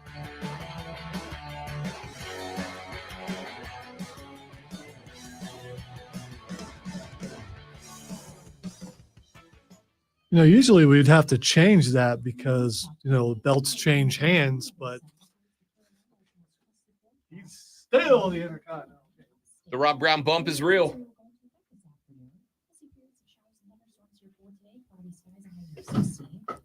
Tell your boys when they try to book our guest to make sure they inform them that everyone we've had on the show has won and maintained a championship afterwards. All right, guys, 30 seconds. I'll be right back. Don't go anywhere.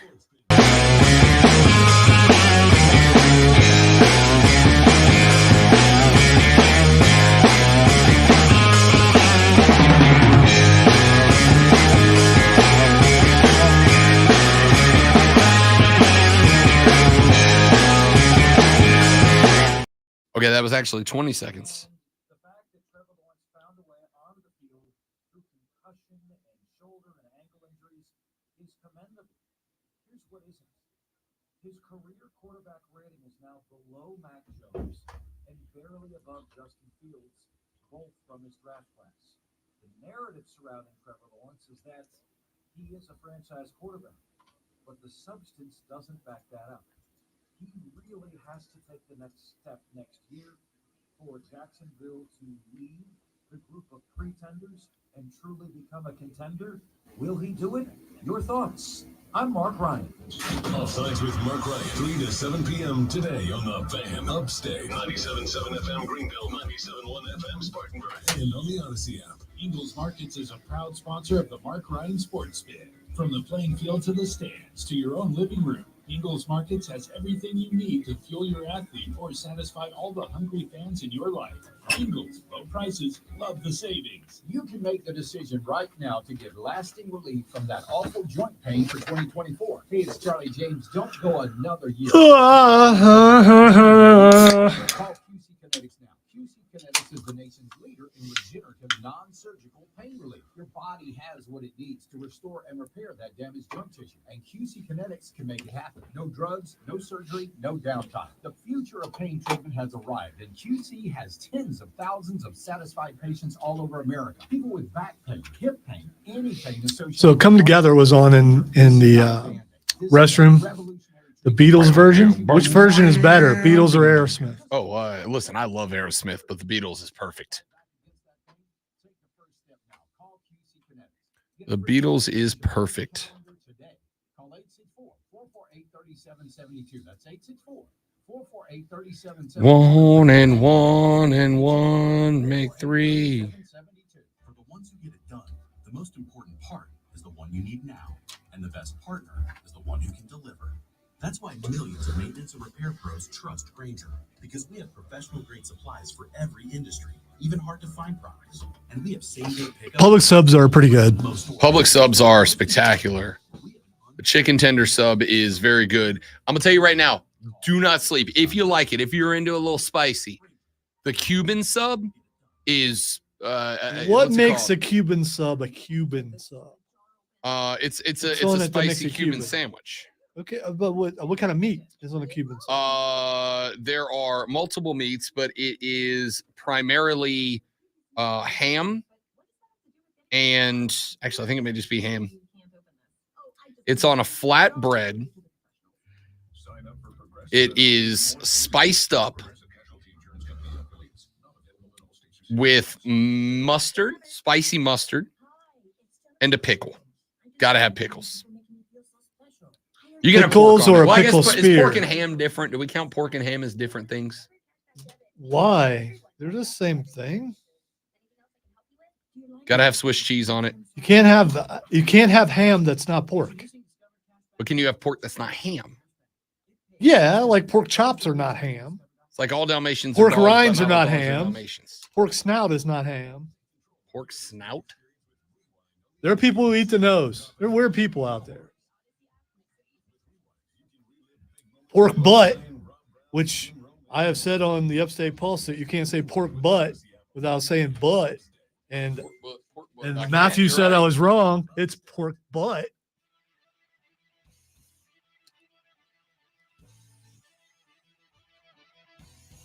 It is a correct pronunciation of butt. Pork butt. Pork butt. Pork butt. Pork butt. The Rob Brown Show back on your radio, ladies and gentlemen. It is the Fan Upstate. Want to get to these NFL lines here in just a minute from right now, but I found this number very interesting. Why, oh why, pray tell, are we all excited about the 12-team playoff format? The answer is very simple. Parity. It's parity. It's more teams playing more games, and the more games more teams play, the more likely it is that you truly find out who the best team is. Okay? So, we had 10 years of the 4-team era. That means there were, Lonzo, 40 playoff spots available. I'm real bad at math, but 10 years at 4 teams a year, 40 playoff spots available. That's correct. Good. I literally wrote down the math on that. Feel like I nailed it. Good job. In that 10 years, Alabama played in the playoffs 14 times. They went 9-5. Clemson played 10 playoff games. 10 years and they played 14 times? They played 14 times. In 10 years. They won 3 championships. Yeah, but you can't play 14 times in 10 years. Well, actually, there are multiple games. Correct. Okay, all right. Correct. All right. Including the finals. Alabama went 9-5. They were the champs in 15, 17, and 20. Clemson played 10 games. They went 6-4, 16 and 18 champs. Georgia played 6 playoff games. They went 5-1. They won it in 21 and 22. Ohio State played in 7 playoff games. They went 3-4, won it one time in 2014. Michigan played 4 times. They went 2-2 and won it this year. LSU played 2. They went undefeated 2-0 and won the title in 2019. Washington played in the playoffs 3 games. They went 1-2, including a natty loss. Oregon and TCU both played a semi and a final. Both went 1-1, did not win it. Oklahoma played in 4 playoff semifinals. They went 0-4. Notre Dame played in 2 semifinals. They went 0-2. Florida State, Michigan State, Cincinnati, and Texas all played in 1 semifinal. They went 0-1.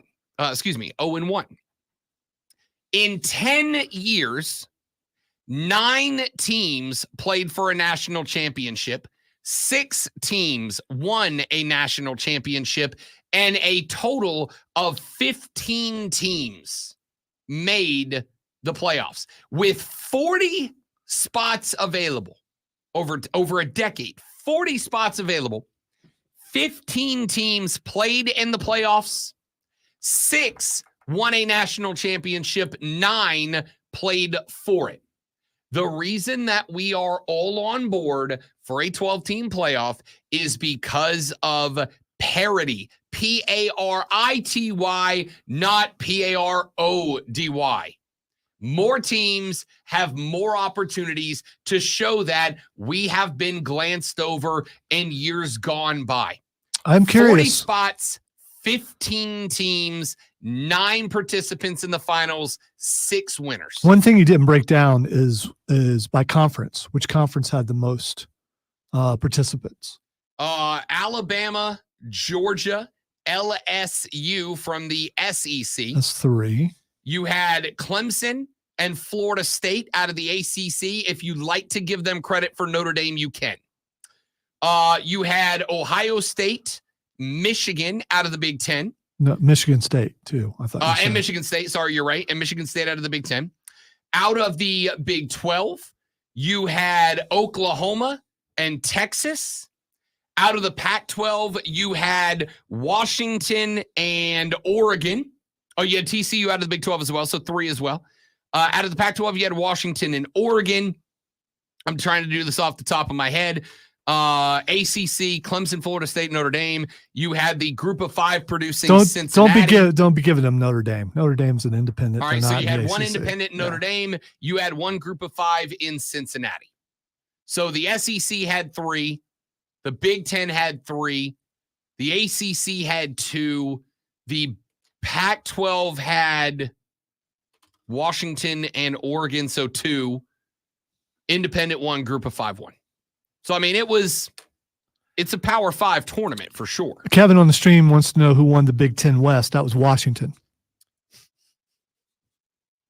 A Big Ten championship in play last night. It was, absolutely. Either way, the Natty was coming to the Big Ten, baby. And funny enough, I did not hear any B1G chants going on last night. Wait. I thought you were supposed to do. That's what you do. You stand up for your conference. Yeah. That's what I get. do. You know why?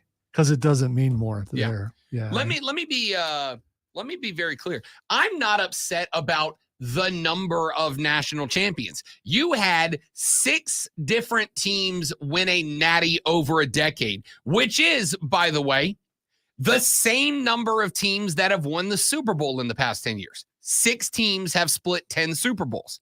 The NBA has had 7 champions with only 10 teams playing in the NBA Finals over the past decade. So the number is honestly not that bad.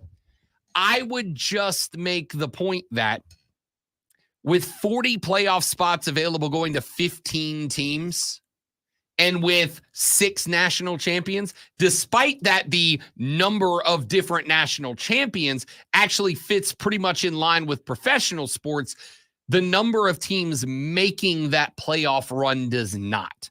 Because the number of teams making the NFL and the NBA playoffs in that same stretch is very different. So that's kind of the spot you're in right now, man. That's kind of the spot that you find yourself in. That's why we're all excited about the 12-team playoff. All right, ladies and gentlemen, let us take a gander, shall we, at the NFL's wild card weekend. It is getting fired up, and the Vegas lines are out. So, what does that tell us about the 6 games that are taking place this weekend? Let's start with the biggest point spread that we have in week number 1. The Buffalo Bills are favored by a full 10 points over the Pittsburgh Steelers in this one. If you want to call the upset, Pittsburgh is plus 380 on the outright money line. The total right now, however, and this is interesting to me, great one. The total in this game, the lowest total of Wild Card Weekend, it sits at 35.5. For comparison's sake, the line for Green Bay and Dallas is 50.5, and it's not the highest of the week. The highest total of the week, as it sits right now, the highest total of the week is, where'd it go? I just had it. I had the exact number. Buffalo and Pittsburgh are the lowest at 35.5. Green Bay, Dallas is at 50.5. The highest total of the week, the Rams at the Lions with an over-under of 51.5. So we'll talk about those lines in a minute. You giving any shot to Pittsburgh to upset the Buffalo Bills and Josh Allen at Orchard Park? Absolutely. CNFL, there's a chance for anybody to win. It's unlikely that they'll be able to do it, but if Buffalo suddenly goes back to how they were playing earlier in the year, Pittsburgh has a shot. It's who is Buffalo? Is Buffalo who they were in the first part of the year, or are they who they've been the last couple games? I think Buffalo showed you exactly who they are in the fourth quarter of that Miami game. They're a gutted out team. They're just a gutted out team. Yeah, but Miami appears to be not as good as the experts said they were. This is actually one reason, and let's go ahead and flip to your game next. This is actually one reason that I don't hate Miami on the road at Kansas City. I really don't. Kansas City, a 3.5-point favorite at home. The total in this game is currently sitting at 43.5. Miami is plus 160 on the upset money line. Kansas City minus 190 if you want to play the favorite. Now, I'm going to tell you the problem Miami has. And the reason that Miami is as big of a dog as they are at 3.5, it's the injuries. It's the fact that Tyreek is not good. It's the fact that Bradley Chubb is not good. It is the fact that Xavier is not good. Jalen Waddle's not good. I don't know, frankly, if Tua is 100%. It's the fact that Miami's a mash unit right now. If Miami was fully healthy, I'd go Miami plus 3.5. That would be my line. I'd prefer it at 2.5. I'd take them at 3.5. They're not healthy and nowhere close to it. They are the most banged up team coming into the playoffs. Kansas City has got to take advantage of that, A, and B, Kansas City's got to take advantage of that and use this as a get-right game because it is only going to get tougher moving on. I like the fact that Kelsey and Mahomes rested. I do too. And I think that's going to help them because Mahomes limping around a lot more than people are pointing out because he's had to run for his life. How Kansas City wins this game? Good defense. Let Pacheco run the ball and actually tackles don't move and line up one side. So that helps. And don't jump early. Yes, exactly. I actually can see Miami winning this game if Tyreek is right. That's the game to me. I know, as I've told you guys on this show many times, I do not like boiling a game of this magnitude down to a factor. I said last night there was a factor. Could Washington's offensive line give Michael Penix Jr. time to sit in the pocket and let a play develop instead of running for his life? And the answer was no. They couldn't do it. They could not do it, and it cost him the game. This game comes down to, can Tyreek stretch the field? If he is 85, 90%, and he can pull Kansas City deep. And oh, by the way, As much as he's going to say I don't, you and I both know Tyreek's going out there with something to prove at Kansas City. If Tyreek can stretch a defense vertically, Miami can win this game. But if he can't, they won't. Speaking of homecoming, if anybody would know how to play Tyreek Hill, it would be Kansas City. Sure. Because he was there forever. So the defense had to go against him all the time. And, some of the players are different, but the coaching staff is not. So I would agree with that. But it doesn't mean you can stop him, Okay, but you know some things you can do to slow him down. Bingo. The knowledge of how to do a thing and the capability of doing a thing is very different. I know how to stop a train, stand in front of it, and push real hard, but I don't have the ability to. There's a difference. Don't ever try that, by the way. Yeah, I know that's a metaphor. Yes. That's a metaphor. So, with that being said, to me, this game primarily comes down to, is Tyreek good? If Tyreek's good and he can stretch the defense, it's not even about the home run ball to Tyreek. Although if he is 100%, he's an anytime touchdown guarantee, it feels like. It's not even about Tyreek's ability to get down the field and create the home run play.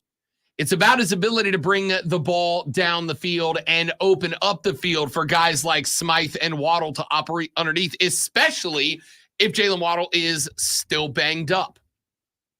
So we'll see how that plays out. Let's take a look at some of these other games. Cleveland -2.5 at Houston. That total set at 44.5. This is according to Vegas, a toss-up game. This game has the ever slightest lean. It's like 50.5%. Right now, the Browns are -145 on the money line. The Texans +125. I like Cleveland in this game. I want you to know the Texans are without a doubt the feel-good story of the season. CJ Stroud comes in. They win the division. I freaking adore their head coach. I thought that DeMeco Ryans was a fantastic hire, and he has proven that to be the case. I love everything about the Houston Texans except the state in which they're based. But the Cleveland Browns defensive line is relentless. It's just relentless. CJ is going to have to throw on the move a lot. Now, he can, but any quarterback, all the way up to Lamar, the more you can make a quarterback throw on the run, the more likely it is that they're going to toss a turnover. That's what happened with Michael Penix Jr. last night. That's what happened with Jalen Milroe against Michigan in the semis. The more you make them throw on the run outside of the pocket, the more likely it is that they toss an INT and you're the beneficiary. Cleveland's defensive line featuring Myles Garrett is that DL. And oh, by the way, don't you dare question Joe Flacco. He's elite. Yeah, you can do all that, but I'm definitely leaning the opposite direction. You're going H-Town at the house. I am. The Hizzle. I am. And in Cleveland's a great story as far as the fact that they don't know how to pick a quarterback and they can get a guy off the couch to run that team 3 times. Yeah, I mean, it's pretty unbelievable. We'll see. We'll find out. Green Bay is at Dallas. This one in Arlington, Texas. The Cowboys enter this game -7.5. Dude, listen, I'm not betting against Dallas at home. That's a big line, -7.5. Jordan Love played pretty good football last Sunday. I don't love that number. I do not feel comfortable playing the 7.5 line. I will take Dallas on the money line at -350. I'm not worried about an upset. The total at 50.5. I don't think that Green Bay does enough to uphold their end of the bargain. The question mark is, does Dallas get to 40 on Green Bay's defense? That's the only way that over is hitting. I'm taking the under on the total. I'm taking Cowboys on the money line, -350. If you can walk it to an alt, that's fine. But Dallas is winning this game at home. Oh, I agree with you. I think there's a good shot Cowboys at least make it to the NFC Championship. Yep, and then they're on the road at San Francisco. If the NFC title game, if somebody pops the San Francisco 49ers in the divisional round, that's the best thing in the world for Dallas. Whoever is playing San Francisco at San Francisco, Dallas is their biggest fans next week. Because if that game's in San Francisco, the Niners are going to the bowl.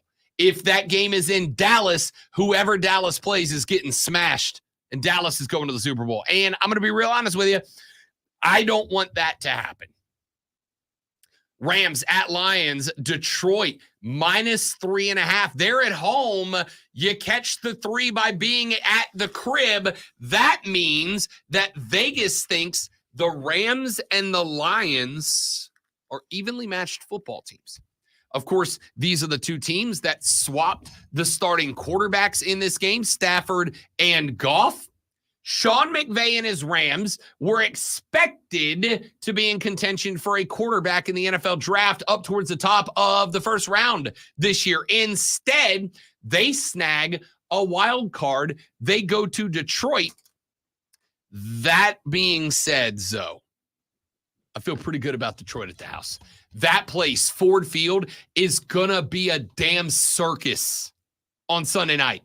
It is going to be loud. It is going to be shaking. These Detroit Lions fans have been waiting 30 years for this moment. I love Sean McVay. I love Puka Nacua. I love this Rams team. The Lions are not losing at the house. All right, here's my only concern for the Lions is that the moment will be too big for them, because they've been working towards getting in the playoffs, and now they're there and doing what they were able to do this season. Will the moment be too big? It's a fair thought. It's a fair thought.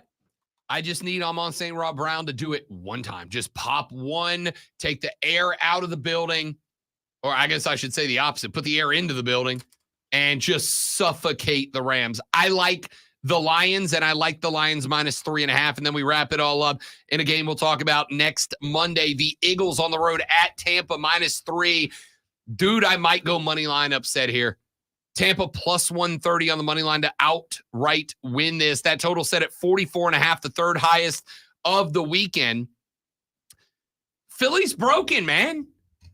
Philly is flat out, straight up, and entirely broken. This is a team that started 10-1. They lost 2 in order to end the season. The Niners, the Cowboys, the Seahawks. They beat a lowly Giants team. They lost at home to the Cardinals. And then 2 weeks later, they got popped by those lowly Giants. Man, the Eagles are broken, 1-5 down the stretch. You're telling me Baker Mayfield can't get that dub? Hey, quick question, all of you. Who quarterbacked the New York Giants this weekend? Anybody want to take a stab at that one? Anybody remember top of your head? Multiple people? Nope. Wasn't it Tyrod Taylor? The unluckiest guy in America? No, he got hurt for a little while and went out of the game. Wait. Was it his fault this time? I don't recall what the injury was. He was out of the game for a while. Did a doctor stab him in the lung again? No, that didn't happen. But Tommy Cutlets was in there for a while. Old Tommy DeVito, huh? My guy. Tyrod Taylor, 23 of 32, 297 and a touch. Tommy DeVito, 2 of 2, 14 yards. All right? If Tyrod Taylor and Tommy DeVito can combine to knock off. Now, granted, the Eagles were not playing the majority of their starters. Marcus Mariota had to come in and reserve after Jalen Hurts got his finger busted up. A.J. Brown had to leave that game with just one catch because of the pop knee. But if your reserves can't get it done against Tyrod Taylor and the New York Giants, I got to tell you, Tampa's going to throw the ball all over you. Give me Tampa and the outright upset win on Monday night. We got to take a break. When we come back here in just a minute, we wrap up the broadcast. 1 or 2 more quick stories, and then we get what the X is going on, and we call it a day. That's Lonzo. I'm Rob. You're amazing. It's the Rob Brown Show in the Fan Upstate. Upstate. Upstate. Fan Upstate.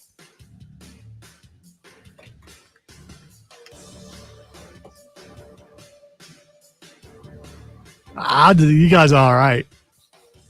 I don't know about amazing. Kevin, we get it. You love your team, dude. Good for you.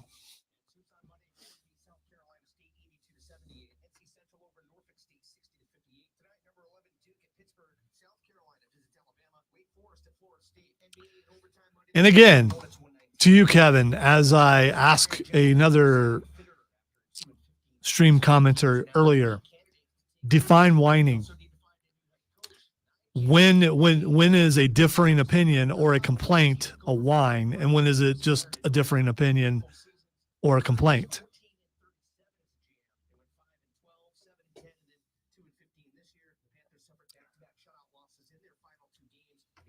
That being said, Mahomes did whine a little bit. It was kind of in the heat of the moment. He was upset.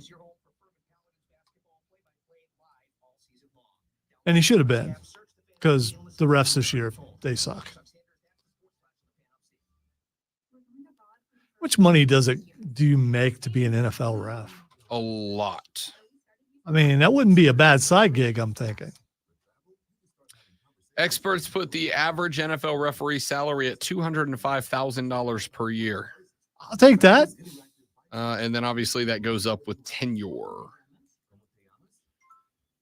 The highest reported salaries of NFL referees were Walt Anderson, Brad Allen, and Craig Rolstad. All three have been reported to have made as much as $250,000 a year.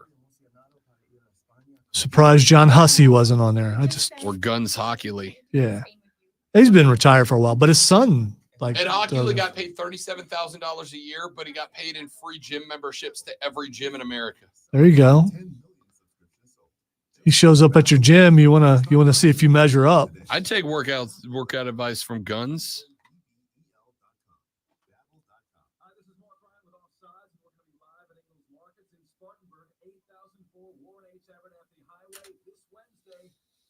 Is Christopher here today? Do you know? Yes, his car is here. Excellent. Christopher. I also need to converse with engineering, so to make my decision on Saturday. Oh, good. The tornadoes have started touching the ground in my hometown. It's not good. It's not good. He didn't mean that. That was sarcasm. Obviously sarcasm. Yes. Don't love seeing your hometown under a tornado on the Twitter. Yeah, that seemed to be us like every other day. We had a tornado siren on the pole outside the house. Sounds awful. It was terrible.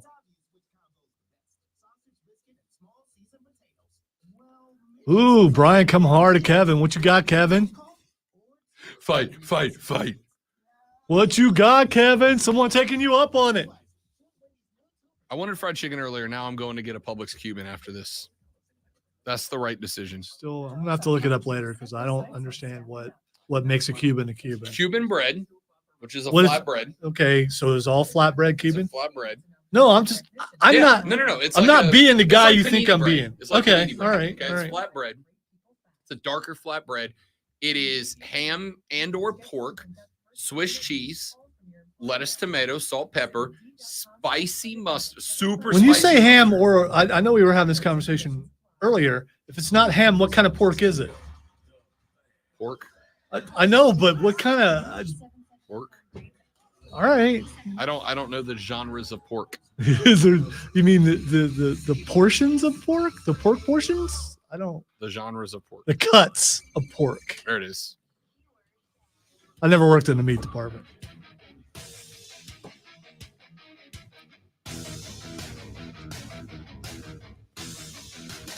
You know how every now and then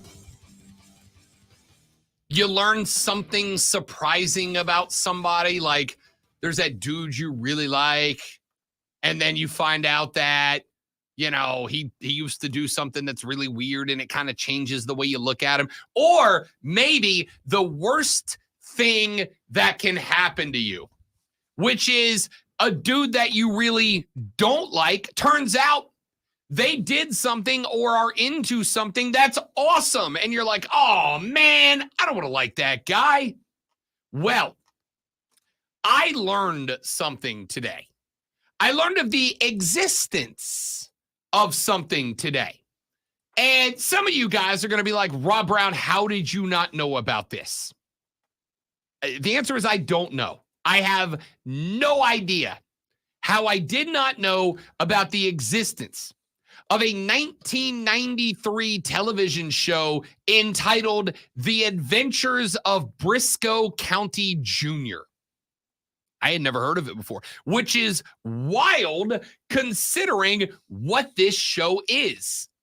It is in the genre that is called Weird Western, which is a show set within a Western environment, but it includes other genres: horror, comedy, sci-fi, time travel, whatever. Weird Western. The Adventures of Briscoe County Jr. set in fictional American Old West of 1893.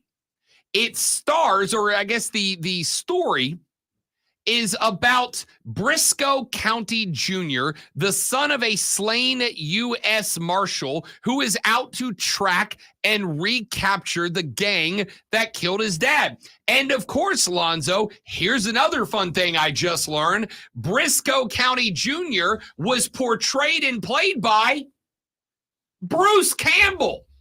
See, I knew it sounded familiar. Again, I watched episodes when it came out. I don't know that I watched every week, but I absolutely watched it. Now, this show, because it's weird, like the kind of weird that I like. So this show ran for one season, 27 episodes. Because yes, youngins out there, episodes didn't used to be, or seasons didn't used to be 5 episodes long. They used to be very long, okay? So, a long time ago, there was a show called The Adventures of Briscoe County Jr., where Briscoe County Jr. was played by Bruce Campbell. Well, there was a 2-episode arc out there. There was a 2-episode arc where there was an old Confederate colonel who was on the lam and was out robbing his way across the Old West. And in that episode, this old Confederate colonel on the lam robbing his way across the Old West was being chased down by Briscoe County Jr. And he had with him a posse, as one does. This old Confederate colonel had 3 other cowboys with him. Now, here's where it gets wild. In this 2-episode arc, the old Confederate colonel was portrayed and played by Terry Bradshaw. Yep, that one. But that's not all. His gang, the dudes with him, were portrayed by Terry Norton Jr., Carl Banks, and Jim Harbaugh. Yep, that guy. I think it was around the time that Harbaugh was actually a studio analyst. Remember when he was a studio analyst? In the early 90s? Yeah. I'm going to be real honest with you. Nope. I do. Nope. Because I thought he and Collinsworth were about to get in a fight once. I thought it was great. This was also about the time that Jim Harbaugh had a recurring guest role on a television show that I did watch religiously in the early 90s. Do you know what it was? Cheaters. No.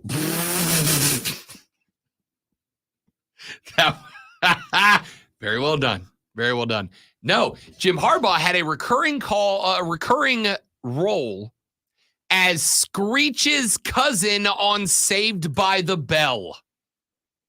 Multiple episodes. Sounds accurate. Multiple episodes. Dude, Jim Harbaugh's a gigantic dork. They could not have cast him better if they tried. So in this show, Briscoe County Jr., in the episode where Terry Bradshaw and Jim Harbaugh are in a bad guy gang together with Carl Banks, they're planning a robbery of a wagon caravan where Jim Harbaugh... Wait. Was Carl Banks, wasn't he with OJ when they... I have no idea. Remember, there was a football player with For some reason, I thought that maybe it wasn't. Okay, go ahead. So they've got a gang of former football players portraying bad guy Cowboys robbing their way across the West, including Jim Harbaugh, Carl Banks, and Terry Bradshaw. And when it's time to rob the wagon train, Bradshaw, Harbaugh, and the gangs kneel down, and they're drawing out their plan in the sand as if it's a football play. By the way, apologies to Carl Banks. It was Al Cowlings. So I'm sorry about that. So they said, all right, what I need you to do is I need you to go end around over here. We're going to flank on that side. Meanwhile, you're going to go up the middle, split the defense right through here. We're going to go over on this side, run the out. Like it's the funniest damn thing I've ever seen in my life.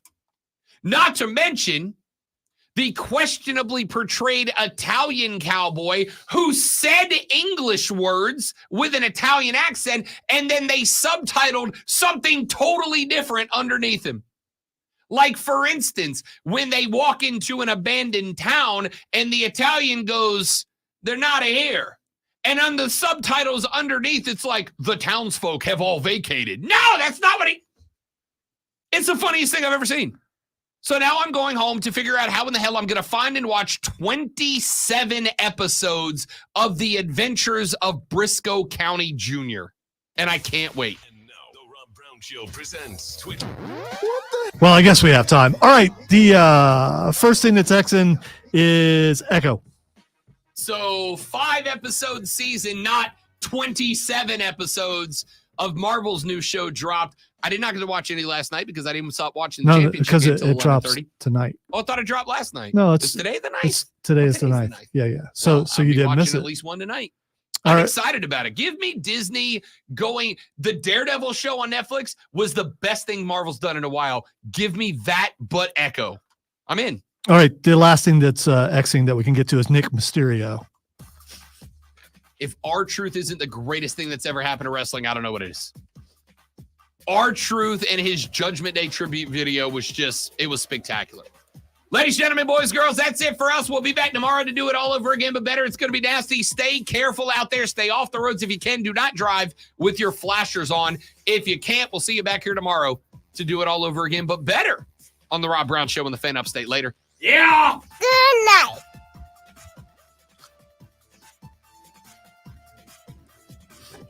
Oh, man.